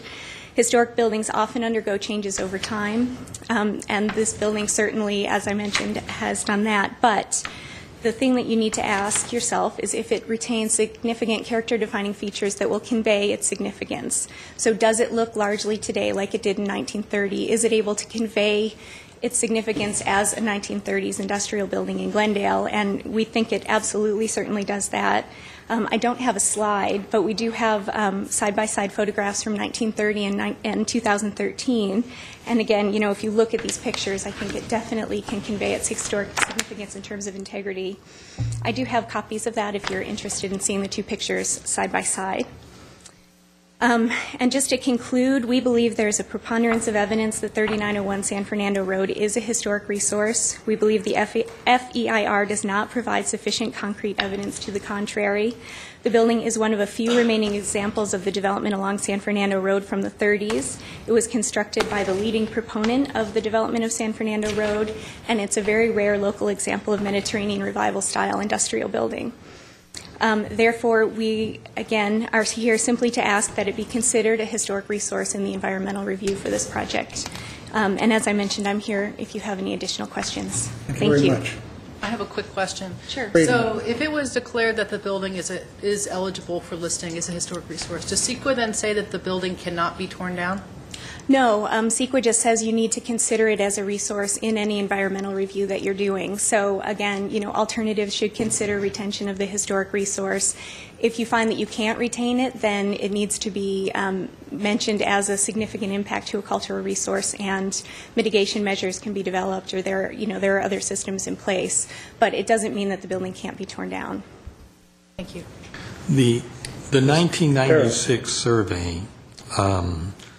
By 1996, the building had been significantly altered. I mean, the towers were down, et cetera. I remember when that took place. I think it was in the late 80s. I'm not sure.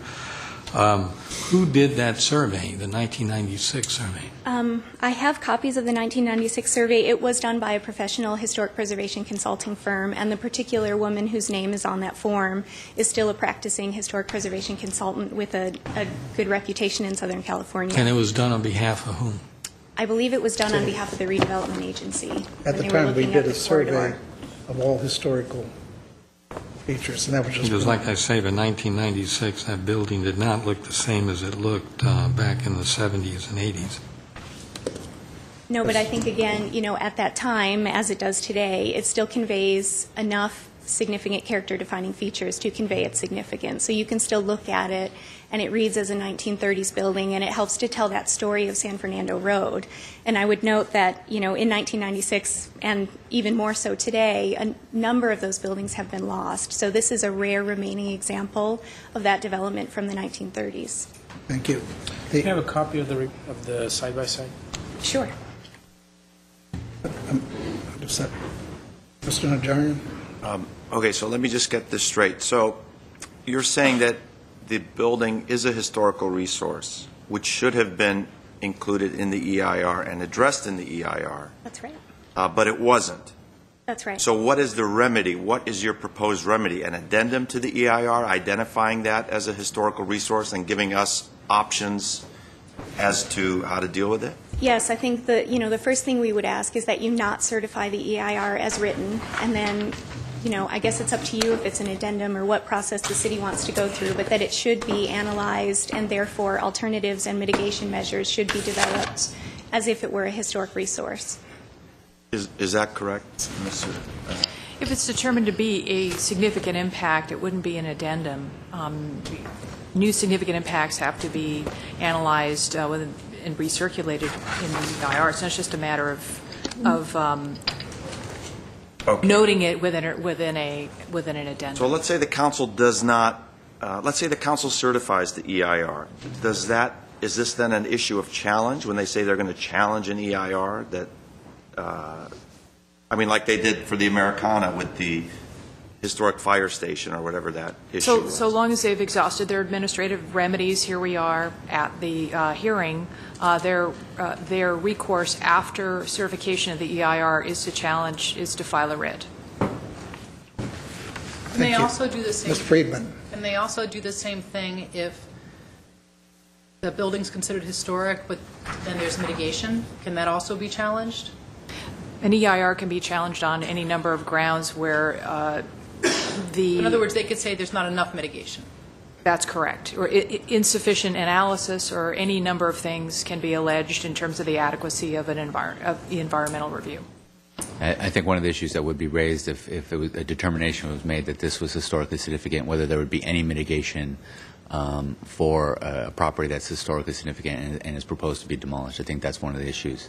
That if the council felt that this was historically significant, then I think staff would have to address that issue more fully as far as what's appropriate mitigation, if any.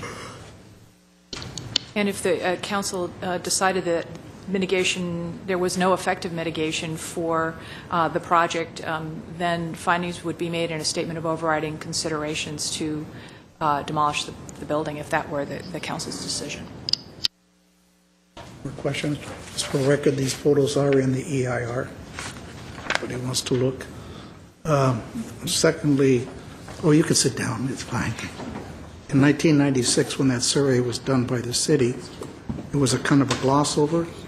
They did not go into depth on individual properties, and the state has said that in order to look at it, especially if it's a document that's over 20 years old, and a much more in-depth analysis should be made of the individual properties that were covered in the 1996 report in a broad way. Just for the record. Okay. Now I have 26 cards, and as far as I know, of all the emails I've received, not one knocked the project. Not one.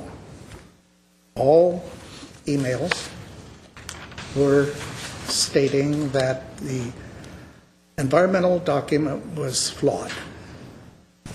Every one. So with the 26, I propose, since it's now getting on to 5 o'clock, and we have a council meeting at 6, and we have 2 more items on this agenda, plus a closed session to do. We'll stay late if we have to. But I'm going to talk about giving 1 minute, because if your take on this is it's flawed, you can say that in a minute. If you have substantive reasons, that's something else. But if you'll bear with me, we'll try a minute and see where it goes. Okay? Bernardo Vila. It's card number 1. Wow, you brought more than a minute's worth. That's not where Good afternoon, Mr. Mayor and members of the City Council. I will stay within the 1 minute limit. You're great. No, it's fun, interesting. As a lawyer, it's a challenge to stay within the 1 minute limit, but I think I can do it. Try politicians. I just have. I know. Start them over. I was interfering. Please state your name for the record. Go. My name is Fernando Villa. Good afternoon, members of the City Council, Mr. Mayor. I come here to address certain comments that were made by the HRG group, and one of which has to do with the preponderance of evidence standard. That standard only applies if evidence has been presented to the council that demonstrate that this property is eligible for listing under the state register or is a historic resource under the local register. We know the latter is not true because the council has never acted to approve that project as such a historic resource. And we believe the evidence presented demonstrates very persuasively that the property does not qualify under the state register. You as the council are entitled to rely upon your expert who has concluded that the property does not qualify as such a resource under the state or local or even federal standards. So that's how that standard applies. As regards the 1996 survey done, we agree with your analysis. Finish that. Comment up. We agree with your analysis. It was not considered ever intended to be an in-depth analysis. It was advised that that be done if, in fact, any element or any property be considered such a resource. And finally, the thrust of the determination that this could qualify was that the property was associated with the Tropico City Hall, which in fact was clearly an error. The Tropico City didn't even exist for over 12 years, if not mistaken, by the time the building was built. Thank you so much. The city was 1906, and that was 1912. You were in high school then, right? You're pushing it. You're pushing it. Thank you very much. Thank you. I have a question. The gentleman referred to our expert. Is our expert the one in 1996, or is our expert Kaplan Chen Kaplan? Yes, Kaplan Chen Kaplan isn't my expert. That firm is the firm that was retained by the environmental consultant that the city retained. But we didn't pay them. Kaplan? Oh. I believe we did. I mean, we paid the consultant. We paid Impact Sciences. Correct. So then there are They are a consultant. Thank you very much. Thank you very much. Next speaker is Heather Riley.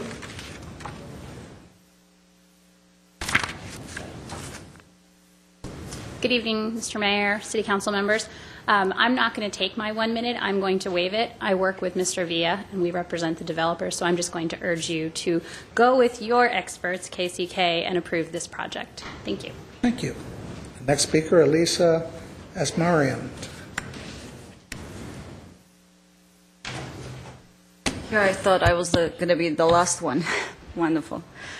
Hello, Honorable Mayor Dave Weaver, council members, staff. My name is Elisa Asmarian. I am Board of Directors with the Armenian American Chamber of Commerce, Greater Los Angeles Chapter and Central Board. It is exciting to see new development in South Glendale. This part of the city has been stagnant for many years, and it is about time that a developer does a beautiful project like this. This project will replace 2 dreary and out-of-place buildings, not to mention the huge billboard. We believe that this project and the Triangle project will result in revitalization of South Glendale. ACC would like to see more projects like this in South Glendale. In addition, the link will create much desired quality, low-income housing adjacent to Larry Zarian Transportation Center. The community approve the project. Thank you. David Lishman, followed by Adrian Scott Fine. Mr. Mayor, before the speaker speaks, I need to correct my prior statement. The consultant was retained by the applicant, but again, and so that sub-consultant, it reports to the applicant's consultant. However, all these environmental documents were reviewed pretty thoroughly by our staff, my staff, and staff for the Community Development Department. Okay, thank you. Your name for the record. My name is David Alishan. I just want to let you know that I lived in South Glendale since 2003, and I work in the area. I'm just asking you to approve the project. I hope they put in a restaurant on that first floor. It'll serve that whole area, including you. Adrian Scott Fine, followed by Sean Brissell. Good afternoon, Mayor and Council members. Adrian Scott Fine with the Los Angeles Conservancy. I'll focus on 3 problems with the EIR before you today. As Ms. Lazaretto stated, 1, the EIR fails to acknowledge there is an historic resource involved here and instead relies on flawed analysis and an expert opinion that lacks a factual basis. The Conservancy believes there is substantial evidence provided within the record that otherwise would support an alternative conclusion, one that clearly demonstrates the building that we're talking about meets the minimum threshold for CEQA, which is that it was deemed eligible in a previous survey, which is the case here. Number 2, as such, the EIR fails to acknowledge and incorrectly states that the proposed project will not have a significant impact on a historic and cultural resource. The Conservancy wholeheartedly disagrees, as there is a known historic resource here, and with demolition, a significant impact will occur. And 3, there has not been a good faith effort to look at at least one bona fide preservation alternative in this process. All this adds up to a failure in the EIR process, and as such, we would ask that you not certify this EIR at this time. Thank you. You covered a lot in 1 minute. Sean Purcell, followed by Catherine. Thank you, Mayor Weaver and members of council. I'm Sean Bursell, and I'm here representing the Glendale Historical Society and our 500 members. And I actually have new information that hasn't been addressed here before, so I hope you'll be a little tolerant. In addition to the reasons you've heard that the EIR is flawed, with which we agree, it's also fatally flawed because it failed to adequately research the history of L.H. Wilson, the builder, and his leadership in the development of Glendale's San Fernando Road Industrial Corridor. Through volunteer research, the Historical Society identified at least 23 structures in the corridor built by Wilson in the 1920s and early 30s. The EIR talks about 4. It also says that there were only 10 articles in the newspaper about Wilson and his activities in the corridor and his leadership in Glendale. There are actually more than 53 articles that we have found through our own research, and I'll put those in the record.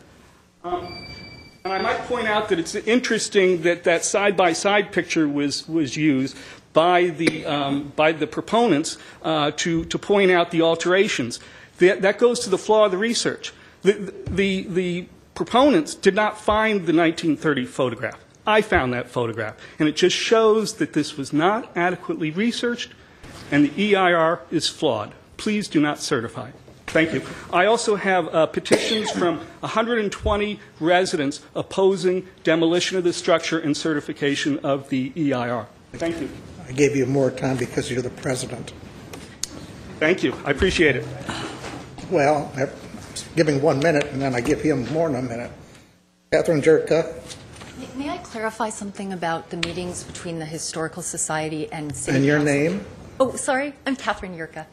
Oh, okay. Yeah, I'm also speaking for the Glendale Historical Society. I wanted to clarify something about the meetings between the Historical Society and City Council members. These were all scheduled before we knew about this meeting. They were not on 3901 San Fernando Road. It came up, but only as one of many preservation issues. And you guys are going to be getting your invitations to meet with us later on. Oh, swell. Yeah, you'll look forward to it. After the fact. That is an accurate reflection of the meeting, correct, Mr. Absolutely. Sinani? We talked about issues in general. Okay, now start the call. Okay, thanks. Did I lose my number? So I'm a historian and Caltech professor, and the EIR fails to meet basic standards of research quality. When the EIR confronted a favorable tone that it didn't like, it used the terms marketing and promotion to dismiss the articles. It was commonplace in newspaper articles in the 20s and 30s to speak very favorably of the most influential and important leaders in the community. The fact that Wilson is discussed so positively in dozens of articles, not 10, and that he's mentioned over and over as an important figure in the development of Glendale and on San Fernando Road means that he was an important figure in that development.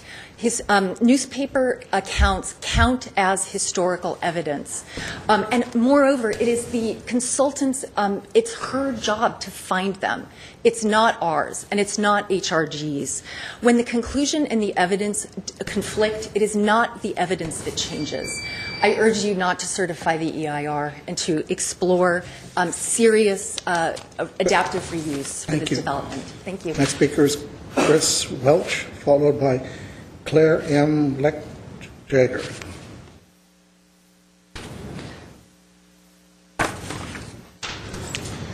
Good evening. I'm Chris Welch. I'm the president of the Adams Hill Neighborhood Association.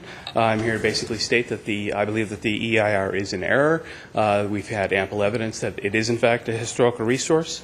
I would turn your attention to a similar adaptive reuse done for Algemax, just down the street. That was an affordable housing project, 100% affordable housing, yet it was able to incorporate a historical resource. So this is a for-profit project. I would ask them to explore that alternative. Thank you. Thank you. Claire M. Leck-Jagger. Did I get it right? Good evening, Mr. Mayor, members of the council. We're available for questions. Our firm, Linscott Law and Greenspan Engineers, prepared the traffic impact study and the parking analysis for the project, so we're only here for questions. Let me just ask you a question while you're there. Sure. Traffic handle is okay? We're Yes. parking underground, Yes. so there's no impact necessarily on the traffic flowing at the intersection of Central and San Fernando. Correct. Our firm carefully scoped out the parameters for the traffic impact analysis, met with the traffic and transportation staff. We analyzed 5 adjacent study intersections, also 2 mainline freeway segments. Based on the city's adopted significance thresholds, we concluded a finding of no significant traffic impact. Thank and you. we have no concerns on the parking supply and parking demand as well. Thank you. Next speaker is Rick Furlong, followed by Ralph Samaruski. Good evening, everyone. I'm just a neighbor south of the project. Yeah. My name is Rick Furlong. I own Modern Auto Body, and I own the property. So I'm right across the street on the same side of the street. I saw it. So I don't have a problem with the project at all. I mean, obviously, it'll help me down the road, but I own a body shop, so that'll be right across the street from that project. So I know that's going to be a problem down the road as far as environmental stuff and people probably complaining, but I don't have a problem with the project. Okay, thank you. You were there first. Yeah, sorry. Ralph Samaruski, yes, like the airport. How about the Sriracha Pepper Company? I don't know them, but you got to tell me that story. Ralph Samaruski? He had to leave. He had to go home. Pierce Shagrashian? I said that wrong, Pierre. I'm sorry. Correct me. Good evening, Pierre Trachian, Glendale resident. Kinda close. I work in my office is a block away from the property. I'm not an engineer. I'm not a historian. I know that building is an eyesore. I walk next to it. I don't want to walk next to it because it really doesn't belong there. As a society, we evolve. It's keeping that building is like keeping all the old cars on the road, saying that we don't want to change. We like to keep history. So I think this is a great project. It's a sound project. It makes economical sense. It makes fiscal sense. So I strongly support it. Thank you. Thank you. Next speaker is Marty Burkott. Thank you. Then Sam Manukian. I can do Hello. that one. My name is Marty Bishotti. My partner Joe Self and I live 3 blocks away, and I completely disagree with this building being ugly. I walk my dog all the time. I drive past this building on my way to work. I love this building. It's got character. I don't know about the historical significance, and I'll leave it to Glendale Historical to talk about that. But the nearby Sealy building and a few other historic buildings in the area, as well as the adjacent Atwater Village, serve as testaments to the value of reuse. This is a link to our past. I'm glad you're calling it the link. It's a link to our past. I don't know why we can't incorporate this gorgeous facade. I'm sorry, the owner has trashed it and put a big, huge billboard on top of it, but that's another story. There's no reason that he can't incorporate this in to a modern building and mix the old and the new and bring pride to those of us in Glendale. We can't trash our architectural and historic gems in Glendale. We must respect the contributions of those that preceded us, as this brings an added dimension to the future generations that cannot be replaced or replicated. Thank you. Thank you. Merry Christmas. You too. Merry Christmas and a Happy New Year. Sam Manukian, followed by Sherry Stubbs. Hi, I'm Sam Manukian, a 35-year resident, and that is an ugly building, any which way you want to look at it. I've heard historic and cultural resources. What cultural resources? I still can't figure out. Just because something's 1930 doesn't mean that you stop progress, and the only thing worth preserving is this beautiful design by a top award-winning architectural firm, and I applaud the developer for taking a risk in that part of the Glendale that really needs this. Please approve this project. And Merry Christmas to you, too. One of you ain't going to like it. Sherry Stubbs, followed by our Urustania. My email didn't say one word about the EIR. To me? Excuse me? I said my email didn't say one word about the EIR. Who didn't? Or email. My email. Oh. Anyway, just that. Sorry. No problem. I stand corrected. My name is Sherry Stubbs. I live in far north Glendale. Just a couple of points from my email. History reflects heritage, and that includes the history and heritage of a city. History can never be denied. More often it can and should be cherished and preserved. An important element of history is the architecture of buildings. The building at 3901 San Fernando Road is a prime example of an integral part of Glendale's history and heritage. As such, it should be retained. To demolish this building would also set a precedent. What other Glendale historic building will be next to fall under a developer's wrecking ball? Modern design can be muted and blended to allow for other designs in the same project and vice versa. If a creativity is an objective, as Mr. Khan mentioned, then use creativity to incorporate the building in the plan. Look to a building with meaning, with historical meaning. It will never be out of style. Look to the future with a legacy for Glendale. Look to a project that has and will retain some meaning. This project, as it stands, has no meaning and never will or can. By incorporating the 3901 San Fernando Road building into the design, Glendale history, good design, and meaning will be retained for all time. Thank you.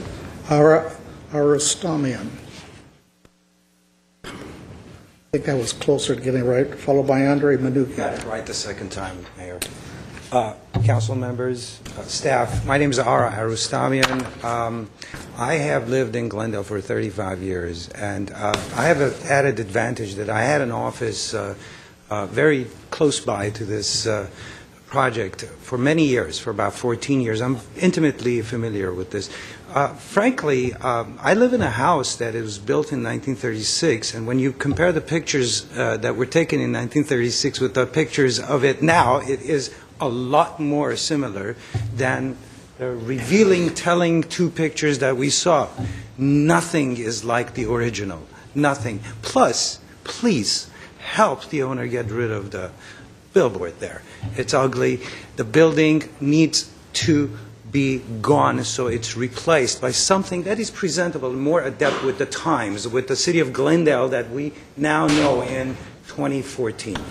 Merry Christmas. Merry Christmas. Okay. Andre Manukian, followed by Vahe Akaiha.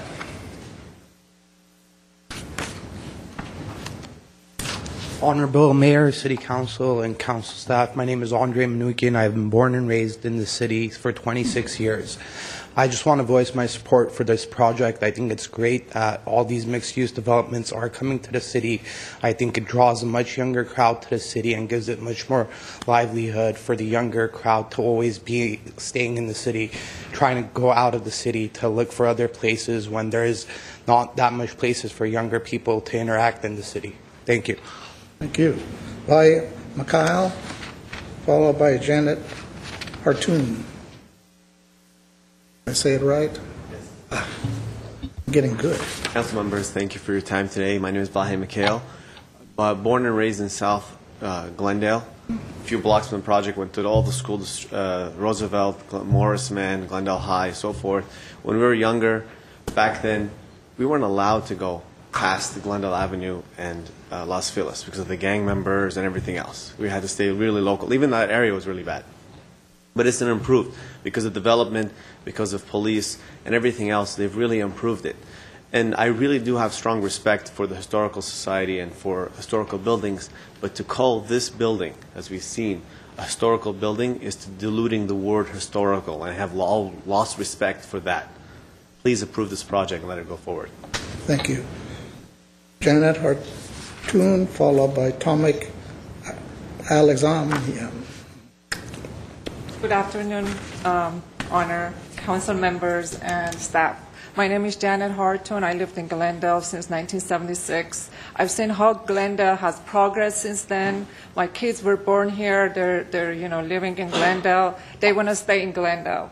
I support this project because, especially for the South Glendale portion, I mean, this is a big and nice project, and maybe my kids want to move there. For young kids, it's a great project. So please approve the project. Thank you. Thank you. Tomek Alexanian. I didn't think my name was so difficult to pronounce. Well, sometimes I get tired. I get it right. Honorable Mayor, council members, staff. My name is Tomek Alexanian. I've been a resident of Glendale since 1978. I have been witnessing lots of development in Glendale for the past 35 years, and I can't believe that we can not approve such a beautiful structure and building. I appreciate the developer who come to the city and invest their hard-earned money, and in the meantime help the society and contribute to the cultural and some other activities in this city. I love to see this family invest in the Glendale and continue their support to nonprofit organizations, and I urge you to support and approve this project. Thank you. Thank you. Next speaker, Mike Mohill, followed by John Skaronsky. Mr. Mohill?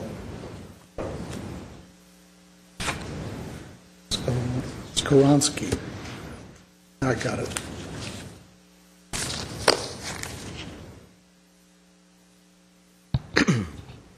Good evening, Mayor Weaver and council members. My name is Mike Mohill.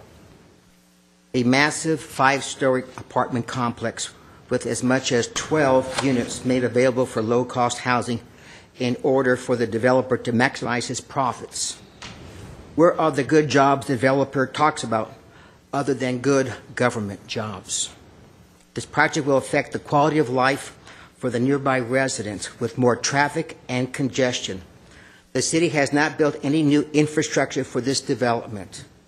Most important, the 142 units and the nearly 4,000 units in the city will affect the city landfill, which nobody talks about this evening. But who cares? Councilwoman Freeman has already stated publicly that she would like to see about 5,000 new units in Glendale, like in the city of Pasadena.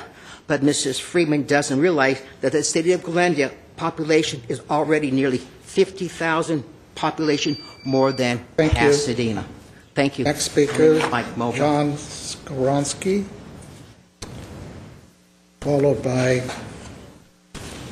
Martin Schneider. How are you doing, Council? Hopefully you can give me a few more minutes. I'm actually on the property adjacent to the project that's to the west. I am to the west. That auto body, whatever. Carol's Garage and Body Yeah, Shop. yeah. That's who we are right there. It's been I've been here for 48 years. It's my business has been here since 1971. So we've been around for about 41 years, and we've seen a lot of changes in Glendale. Obviously, the San Fernando corridor, as the council's been pushing for so many years, has really tried to push residential property into like industrial property. And this is just kind of an example of what's going on here now, is that this building is being put next door to my building. A couple things that I just want to are concerned to me. Number one is that there's an alley that separates the project to six businesses on the west side.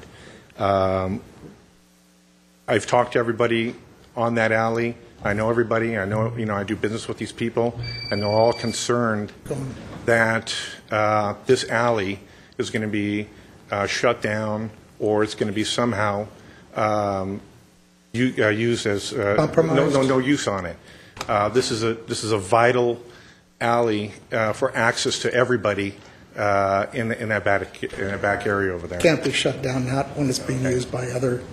I see that triangle project that you have going over there on San Fernando Central and Los Feliz. Obviously, they took one lane of all of those main streets for the past year to do their construction. That's construction time. Okay, so so this is our concern on that. And another thing is that since you're putting a residential property on the border of something that's industrial, our concerns are.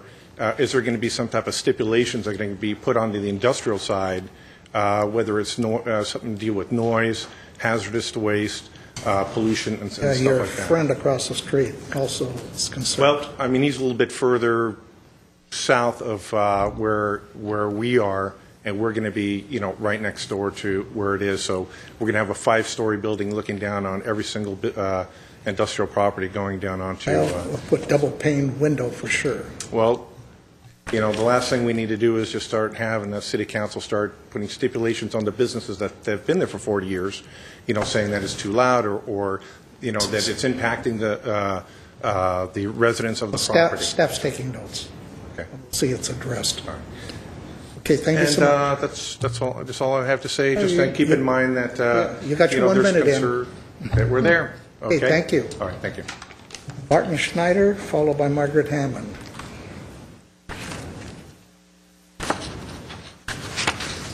Good evening, Honorable Mayor and staff members. I also represent some industry behind the project, concerned with course of construction, closure of the alley, or limiting the alley. It's a major artery for deliveries and pickups, as it is for CVS Pharmacy and Mary X-Ray on the north, Sterling Parts and Service in the middle, MSDS Incorporated, and Beataholics, and then Carol's Garage. There's a big strip of industry there. I've been established since 1976. I've also invested in the San Fernando corridor and put up a building there last year, and very happy with it. And Alan Castillo was very helpful getting us going. But I would like to remain with my industry there and my investment properties that I've invested in Glendale, but I'd like to see the alley stay. Alley staying? That's not during course of construction, not closed. I mean, a little bit of stop and go, okay, but not closed to commerce. It'll be taken care of, for sure. Thank you for that. For the project, I like the project, by the way. Thank you very much. Margaret Hammond? Mayor Weaver, Ms. Hammond had to step out for a moment. She's coming right back. Okay, we'll take Michael Morgan.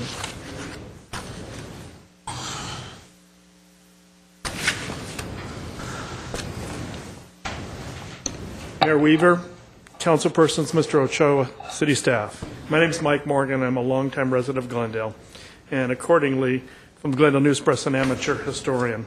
I'd like to just do a little bit of what I had originally written. Mr. Mayor, I have heard you on many occasions bemoan the fact that we did not say Bob's Big Boy on Colorado. This is your chance in a small way to rectify that wrong. To all of the other council persons, this building has stood on this corner of Central and San Fernando since 1930. It is part of the fabric of our city. The one thing that Glendale should be is a leader in adaptive reuse of our older commercial buildings, but sadly we are not. This would be a good start, for the council took the bold step to incorporate the existing structure in the new design. Like all of you, I am a longtime resident of Glendale and proud of our history. In this building, we would be leaving a part of Glendale history to our grandchildren. Please vote to not certify the EIR and allow the building to remain for future generations. Thank you very much. Margaret Hammond?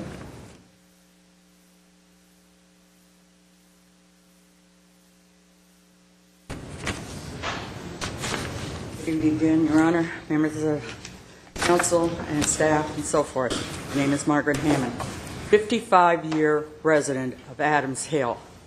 I fought for that area for my whole time living here, and to get it upgraded and to preserve historic train station, and that's in our part of town. A lot of other buildings. I was an original member of the Glendale Historical that helped move the building, doctor's house. And now you want to turn around and take another historic building, knock it down, and put in an unneeded in our area. We already have more than enough low-income housing there. Algemax, the one where the Acme Rents used to be, and the other one, on and on, that ADI built. You're saying there isn't enough? Now there's going to be one where from Los Feliz all the way down to San Fernando Road on Central that's being built. How is the traffic going to be in that area? It's already horrendous. You wait for 10 minutes. I say this over and over. You don't live down there. None of these people that got up and spoke down there. They're only interested in the almighty buck, not in the Thank you, Margaret. Your time is up. I don't care. I've waited since 2 o'clock, and I'll have my say. Yeah, and you'll come back tonight and have your say at 9 or 10 p.m. I'll come every week for the next 100 years. Just be respectful, Margaret, of the time. Be respectful of me. Thank you. Jeez. I'm not going to respond to you. I'm tired of that. Okay, I have no more cards. Would any of my colleagues like to comment? Just a couple procedural things. I do believe that the applicant I'm sorry. asked for She got me all an opportunity to respond, and I do believe also that the environmental consultant or the sub-consultant will need to respond. It's up to the council as far as which order you want to take those. I'll start with the applicant. Mr. Mayor and members of council, I'd ask that our environmental consultant come forward, and also the Chin Kaplan that prepared the historic report to respond to what we heard in terms of the comments. Okay. Thank you. Just your name for the record again. Jessica Kirchner with Impact Sciences. So I just wanted to also, Pam O'Connor with Chen Kaplan is going to come up. She's the architectural historian, but I wanted to bring up a few points that were mentioned, particularly about L.H. Wilson, the developer of this property. As I mentioned in my presentation, he was not mentioned prominently in most of those articles that were reviewed. He really was one of numerous developers of that time period. I believe there were 200 members of the board of realtors, and he was just one of them. So I wanted to make that point that he really was not a standout in terms of developers or realtors of that time period. I also wanted to mention that there are 2 other buildings, and I think Pam will speak to this as well, 2 other existing buildings on San Fernando Road developed by L.H. Wilson that are an industrial type building. So these buildings also are of the industrial style that Wilson was known for. One other thing is that this particular building was constructed during the end of this period of significance. So Wilson's period of significance was really in the 20s, and this building was constructed in 1930. And at that time, buildings were moving more towards an Art Deco style, so this building was not influential on the corridor, as it were. And also, I just wanted to reiterate about the alterations that have occurred to the building. One of the criteria in the Glendale Register is, does the resource embody a distinctive and exemplary characteristics of an architectural style? And I think that's really important when we look at this building and you see all the changes that have been made to it, particularly the central tower and the north tower, which were very prominent in the building. So I'm going to bring Pam up to discuss a little bit more of some of the architectural elements. Thank you. Hi there. Just a name for the record. Chen Kaplan. We prepared a review of this building a few years ago, but then kind of sat around for a while. We picked it up again to review the building, and then looked at it again in response to the information that was provided in the environmental, in response to comments, the comments in the environmental impact report. Number one, just want to briefly say the 1996 survey was a reconnaissance level survey. And a reconnaissance level survey, at that point, they are looking at the buildings, they're not doing research on the buildings. Right. So while it's an indicator that a building is of some interest, should be looked at, should be studied more, it doesn't necessarily say that building is historic. So just to jump in a little bit about L.H. Wilson, if you look at newspaper articles, especially those that were on January 1st of the year in the 20s and so, they tend to have pages where every city, Glendale, Pasadena, Santa Monica, would have a little column about what was going on there, folks who were developers there, and also public works projects would be talked about. It was like, it's a new year, let's look at what's going on, let's look at what's going forward. So a number of the articles were from that vein in the 1920s. We did investigate and looked at the historic books that have been written about Glendale. There are several of them, and none of them mention Wilson in any capacity other than listing him as one of many presidents of the Board of Realty boards. Now, Wilson did build other buildings. There's no doubt about that. In fact, one of them still exists. That's over at San Fernando Road in Chevy Chase. And if you look at that building, its form is very similar to the one we're talking about today. In terms of it's on a corner, its entry is angled, it's 2 stories. The differences are it is not covered in stucco, and it does not have the Spanish colonial revival style, and it doesn't have the 1-story wing that has the Moorish arches in it. But the basic form is there.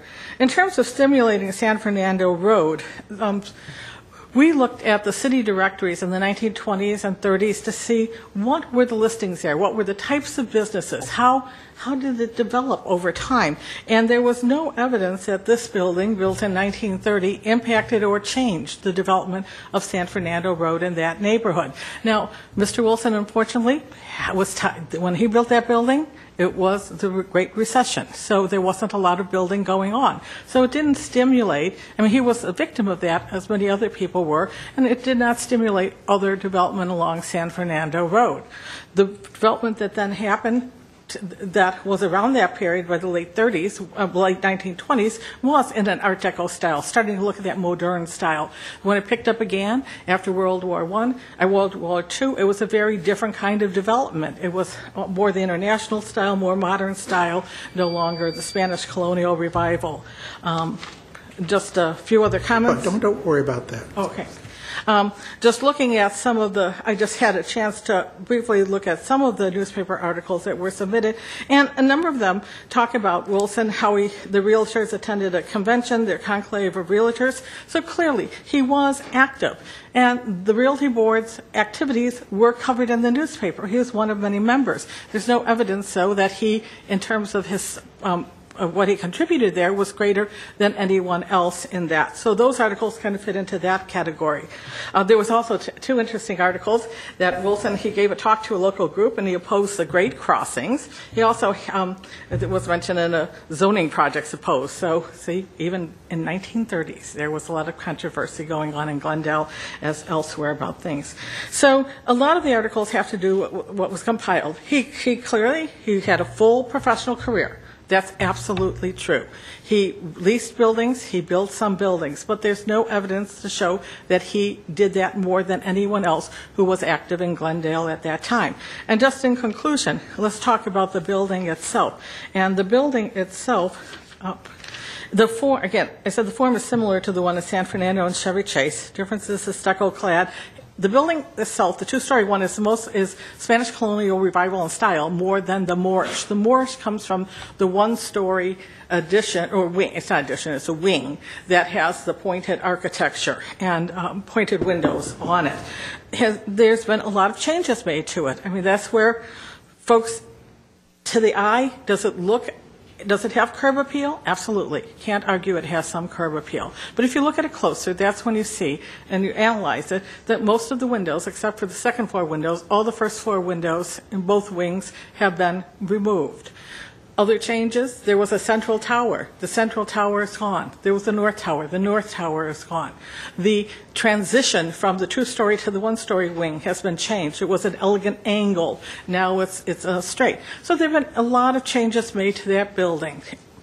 In our minds, has, again, those impact its architectural integrity, and probably, we think, does not qualify it for the National Register or the California Register, and also think that as a local building, it probably doesn't meet the threshold. Bottom line, threshold, we're talking here about what are the criteria for designating a building. That's what we use as we analyze it. Again, this is government coming in and saying this building is exceptional. There is something important about it. So you need to look and be rigorous. One needs to look and be rigorous about whether the evidence is there that the building meets those thresholds. We think they do not meet any of the criteria. So based on the commentary in our written materials and what I said here. Very much. You're welcome. Mr. Katera, was there any other person you wanted to come back? Can I respond to that, Mayor Weaver? I lost track of who's representing your side of it. Mr. Mayor, members, Yes. it's up to you, Mr. Mayor. I just, the Well, I asked reason. before, who is the leader of the group? Here's the thing: the Historic Society's consultant consultant addressed these issues, and this was provided as part of the rebuttal as for the applicant who's got the burden of proof here. It's up to you. It's up to you whether to allow additional time. I want you to be clear that you've already given time to the person who's asking to speak again. I wasn't sure if you were aware of that, so that's up to you. Thank you. Okay, thank you. I'll give you 1 minute. Thank you, Mayor Weaver. Because I'm not going to get into this he said, she said kind of thing. I appreciate that, but there was a lot of commentary about the articles I introduced into the record, and there were cherry-picked 3 articles to talk that, yes, 3 articles did address Wilson's activities with the Realty Board. But the vast majority of those articles, and if you look at the articles, are about Wilson building San Fernando Road, constructing plants on San Fernando Road. He had a business model which was to build the plants, then to sell or lease them, and to finance them, and then to insure them. And we know of 23 structures along San Fernando. That's what these news articles prove. And so when we talk about the development of the San Fernando Industrial Corridor, he was pivotal. And he created that area that we know today. And the other point was that the research wasn't done. Our volunteers had to go and do the research. And I'll point out that as far as buildings that he constructed, we identified 4 buildings in the HRG report that were associated with Wilson. Nobody pulled the permits. We pulled the permits and found that 3 of those 4 buildings were in fact built by Wilson. Thank you. As opposed to what I've heard, the EIR very clearly talks about the history of Mr. Wilson on pages 3.04 to 3.7. Clear history of all of what you just said. It's all in that report, and yet you said it doesn't exist. It does. Okay. Now we're finished. Public hearing closed. Comments by councils? Nobody wants to speak? I'll speak, and I'll ask for a vote after that. Mr. Sure you didn't go to high school with Mr. Wilson? I'm going to have to check on that. I went to his junior high school, Wilson Junior High School. Maybe he built that, too.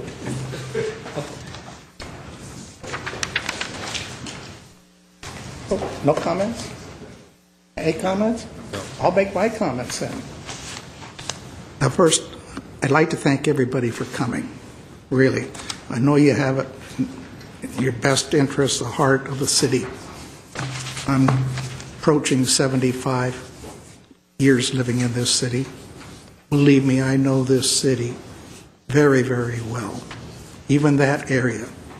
I was just looking for something on my desk.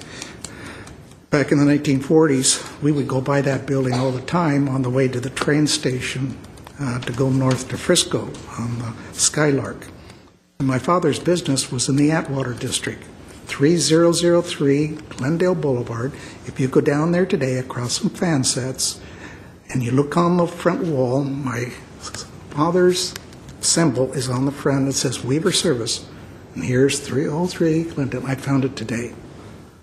And point that this transit corridor and Atwater are coming together as an arts and entertainment district, I don't believe that at all. You got to go across the tracks and down to get there. Now, history-wise, you talk about trying to remember history and whatever. Did any of you see or hear anything about December 7th, the day our country was attacked? How many years ago? 1941? I didn't see hardly a whisper. And we had over 3,000 men killed. And how does the press cover it? Does anybody talk about it? Nope. It's gone. It's forgot. Now we come to a building quite unlike Boss Big Boy that was torn down, rebuilt 3 times, i.e. in the original, and the next one, and the next one. It's a white shack back in the 40s. You get a nice double cheese or big Boss Big Boy there for 45 cents or less. I don't know. My father would take me there. It's been said the commonality of all these is that the environmental document is flawed. I don't agree with that assessment. I have it here. I read through a lot of it. That's where I found about Mr. Wilson. And I tried to look to see where there were significant impacts that would have to be, were unmitigatable, and what they would be. I could not find any. I asked about the traffic, which is usually a major concern. The interesting thing that I find today in our country is what social media is doing to us. It's consuming us. And I use it in that context that, not offensive, I'm just making a point. Somebody on the Historical Society put out apparently an email blast. And all of a sudden, they just start flooding in from all over the place. That wouldn't have happened before we had environmental documents, whatever. And I know that's happening when I get one from a response to Save It from Northridge, one from Downey. Let's see, and what's the other one? One other one, Beverly Hills, and one from Tucson, Arizona, telling us to save that building. And they're talking about, in Tucson, about a structure that's being torn down. Interesting, I went to school in Tucson, Arizona, and it was built after I left Tucson, Arizona, and now it's historical, and they're trying to save it from being torn down. I wonder how many people that have objected have even driven by it, know what it is. I doubt. Yes, Mike, I know you would. But how many, yeah, and you would, but how many people actually have gone by and says, oh my gosh, that is so wonderful. How many people go to the Americana and go by down Nordstrom's to see what was the recording studio facade that Mr. Caruso had to spend, I don't know how many hundreds, thousands of dollars to restore. I've never seen anybody, even people walking, they walk straight ahead, not even glance at it. What did that say for historical value? Now, in this case, there's a house at the end of the street. If you go on Central down to the end, there's a single-family house sitting there, and I bet you it's older than the one we're talking about here tonight. Historical Society ought to go down and talk to the owners and get that registered, if it's as old as I think it is. And that's where I think you ought to be using your force. I've been grown up here, seeing so much destroyed, like Boss Big Boy. Get out there and get some of these gems. They haven't even been identified anything. Maybe they're on the list. Go get them. You'll probably have the backing down here if you can get the owners to agree to it. Let's see. Okay, that area down there, yeah, we the council made it a transportation-oriented sector. Everything related to people that work downtown and get off and virtually walk home. So that's what that core area is supposed to be. Corridors. If you want to do adaptive reuse, I was down there looking at it. The walls are brick, 12 inches thick. You can see the plates and everything trying to seismically hold the thing together. But it doesn't meet any codes of the city of Glendale. If it's to be preserved, the owner would have to spend millions of dollars just to bring it up to code. Talk about no ADA compliance. You got everything in there. Ordo's Bakery, when they expanded to the building next to them, which they've now put in, Raul Porter told me they spent millions on electrical and air conditioning and on seismic and on everything. It's not cheap, these adaptive reuses. And I already talked about the 1996 report, which was a recon level. It was not a detailed one. I've worked on environmental documents, as I've said before, since 1970. And boy, nowadays you got to do a book to do an environmental document, and that one hadn't been done. Wilson, the history, I spoke on that. Historic photos, back 30s, yeah, I saw them. I saw them weeks ago. Algimax was a different thing. A facade was kept just like the one down by Nordstrom's. A frontage was kept, but there's nothing behind it. You can't save a facade on that existing building because it's all brick and plaster. It's coming down. So for all the reasons, knowing how much I love Glendale and wish to preserve the right things in this city, because I'll back that 100%. Anybody comes in and shows me the right things. We're doing 5 houses tonight to put on the Mills Act, the Mills Act, to preserve those houses. They can't be altered. There's so much that hasn't, but downtown Glendale, which was built back in the 30s and stuff, doesn't make any of the codes. It isn't going to survive. I'm convinced of that. If I thought it could survive, I wouldn't be fighting any of it. But it's not going to survive because it's ancient history. Almost as ancient as I am, right, Mr. Quintero? Almost. Almost. So I love my city, and I wouldn't do anything that would hurt it. I think environmental document is more than adequate. I went through it, studied it. I can vote for that. And I can vote for that building, and I still hope that on the ground floor they would put in a restaurant, because you tell me where there's a good restaurant in that area that serves anywhere in that whole sector down there. None. You could put in a Caro's, you could put, go as high as a Houston's. You could do so much there to serve the residents that live in the area. I think the Triangle doesn't even have a restaurant in it. Think about that. A nice place to go, a little gathering place. You get off the train, you can go there, get something to eat. I'd have nothing to say about it. That's just my own hope that will happen. So with that, I'm ready to entertain any motions if people would like to do it, and I assume we would have to do the environmental document first. What do you want to? Well, I'm going to make some comments before we. Okay. I assume other people will too. Well, I asked. Let me start by thanking the Historical Society and other people that came tonight. It started this afternoon, but it's certainly evening.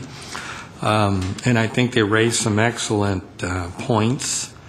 But I don't agree with their final analysis. I don't believe the EIR was flawed.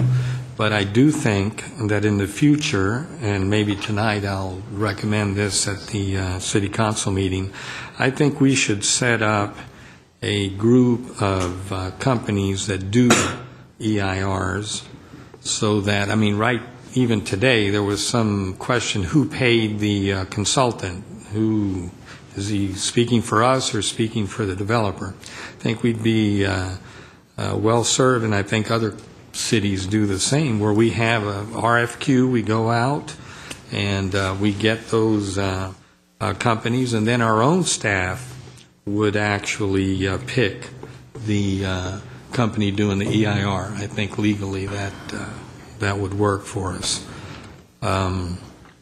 Anyway, I'll ask that we put that on the agenda if I have a second.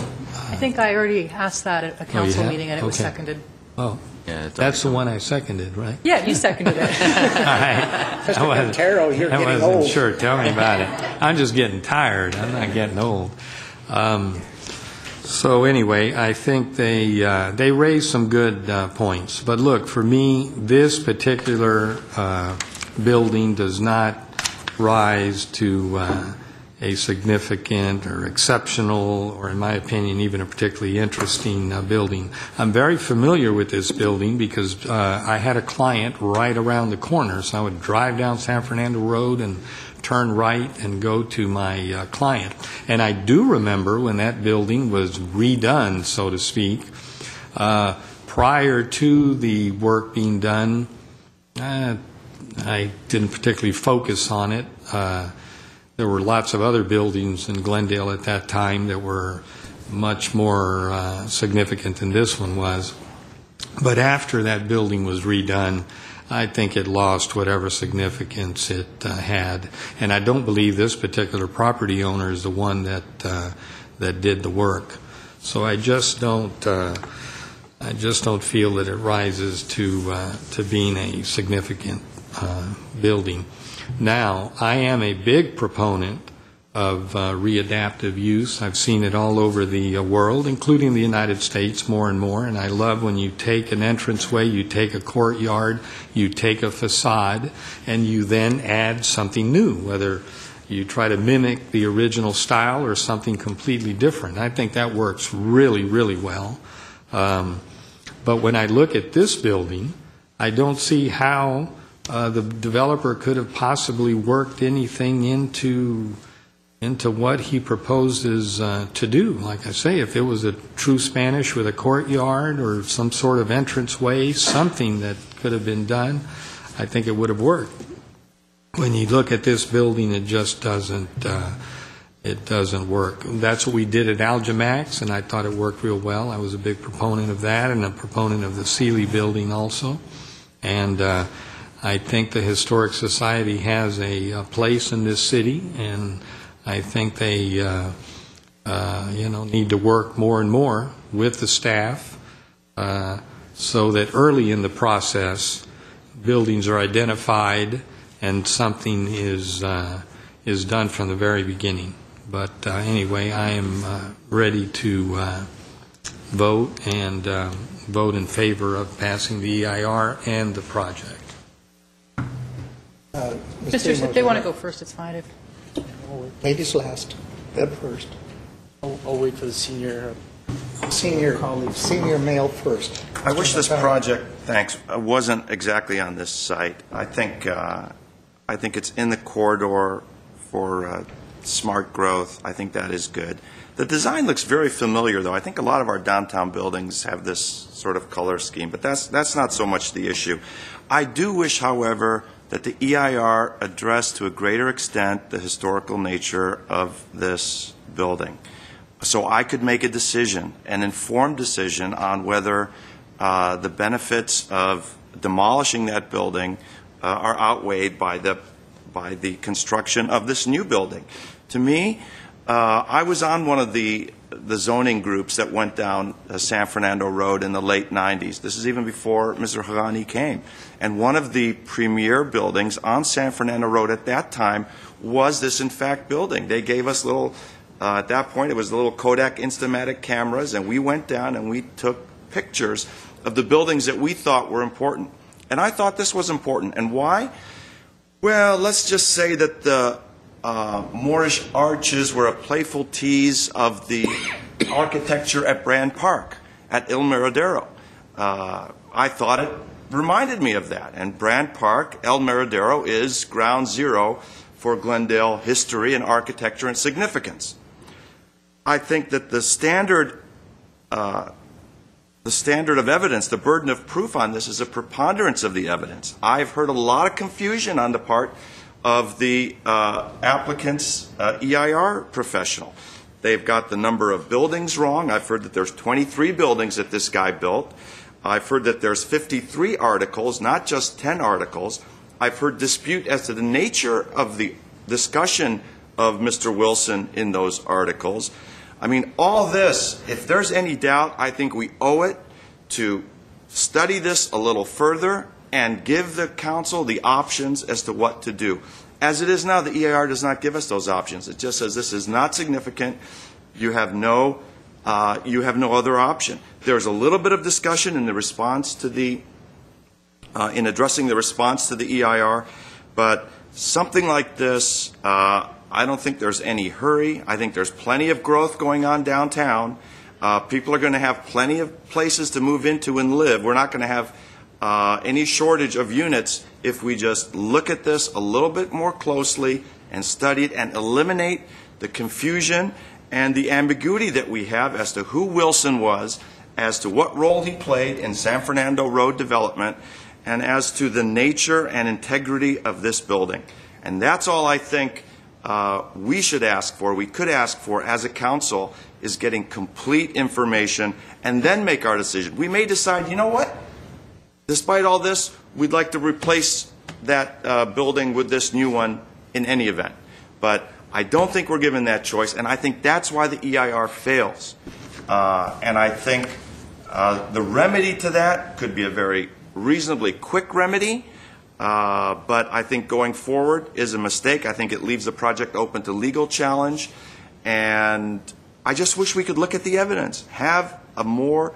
I haven't read those articles. I haven't read the 53 articles, and I'd like to make up my own mind whether this guy Wilson is as significant as the Historical Society says, or whether it's just a marketing advertisement as not HRG, as the other EIR consultant says. So there's a lot of questions. I think we should err on the side of caution, because once this building is gone, it's gone.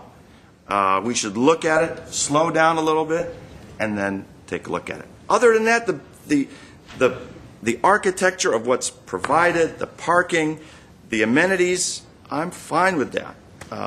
But it's as we relate to that, the historical elements of Wilson and this building. Mr. Freed, Mr. Sinanian. Okay, I'll go.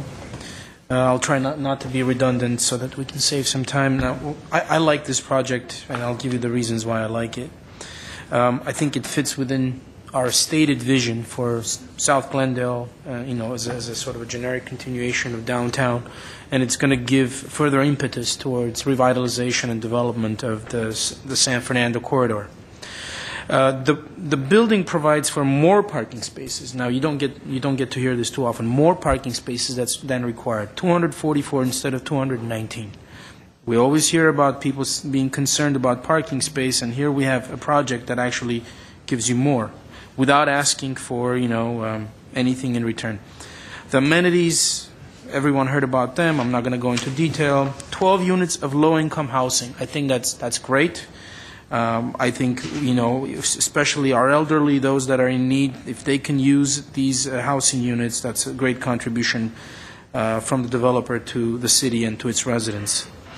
The location, in terms of its proximity, you all heard, it's close to the hospitals, it's close to major intersecting roads, and it's a good location.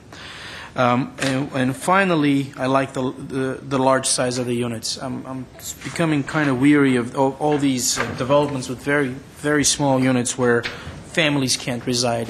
Here, this building can have families living there. I don't see why Glendale would not want to have families residing in it. The historicity issue, that's of course troublesome for several reasons.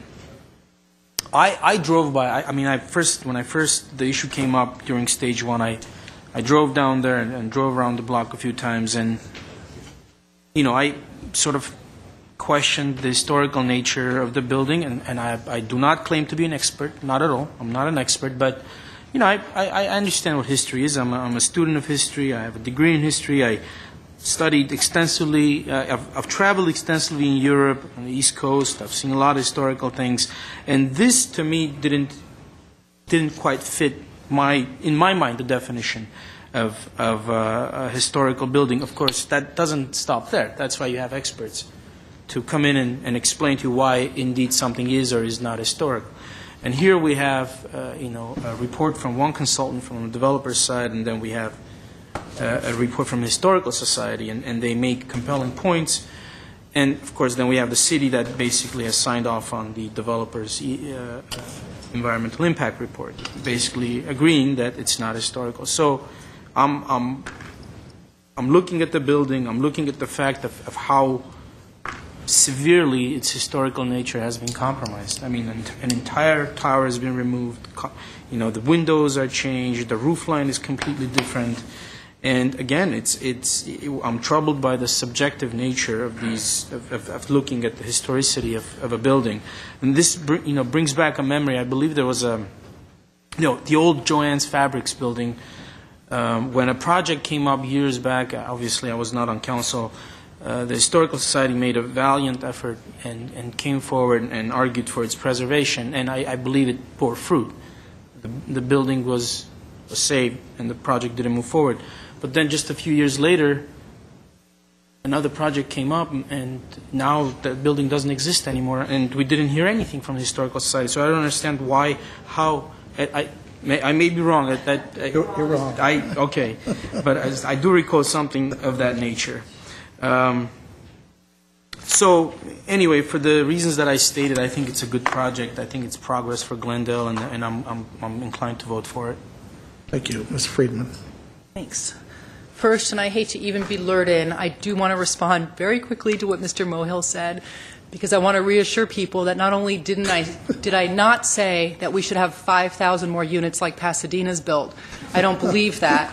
I'm not going to say he's lying. I'll give him the benefit of the doubt and just say that he's confused. So let me move on to this project. I think I disagree with Mr. Najarian in that I don't really think we need to wait for more information. I think that we've probably got as much information dug up on this building and this builder as we could. I think it would be hard to find more. We've had a lot of people looking.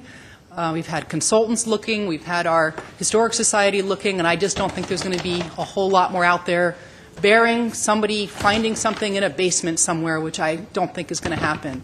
So I think we have all the information we need. The problem is just that we have a building that has lost some integrity. I mean, I think we have to give it that. And even reasonable people could disagree at this point. Now, I happen to fall on the side of the Historic Society really simply because on giving it thought, my issue is less whether it falls under that strict historic definition, but rather I see this as a building that really gives a sense of place to the area that it's in. It's something that's very recognizable as being South Glendale, and whether or not the builder is important, whether or not it was a significant architecture, whether or not it's been altered a lot, I'll give it all that. I think it has been altered a lot. But I think it still gives a sense of place. And that's something that's important to a lot of residents of the city. And it's hard to address in an EIR, but to me that's a lot of what goes into sort of that EIR component of whether it's a resource, and I think that it is a resource. So as much as I like the project, I'm going to vote against certifying the EIR on that basis. And I want to thank everyone who came out, and I want to thank everyone for their passion for Glendale, because that's what it's really about. And that goes for the people who spoke for the project and the people who spoke for the building. I think that everyone who came out did it not because it's about the dollar necessarily. I think people really like the project, and I think people really love the building that's there. And it's because we all love our city. So thank you all for coming and for putting the time in. And we'll take a vote and see where it goes. Okay, I'll move if there are no other comments. What do I do with it? We have to put everything away. No, it's 1A. wait, there. 1A. Yeah, I'm sorry. Okay, motion. I thought we were 1A. No, there's 4 that I can see. I know, but we were introducing. Approving the. I'm sorry. Approving the EIR. So Yeah. I'm sorry, I'm getting tired. 1A. I'll start with 1A, approving the EIR. And I'll second it. Okay, roll call. Council members Friedman? No. Najarian? No.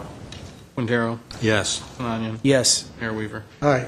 Now is there a motion for B, C, and D? Then I'll move the other Three. three, which means that the project would move forward, and so I'll make that motion. Okay, roll call. Council members: Friedman, No.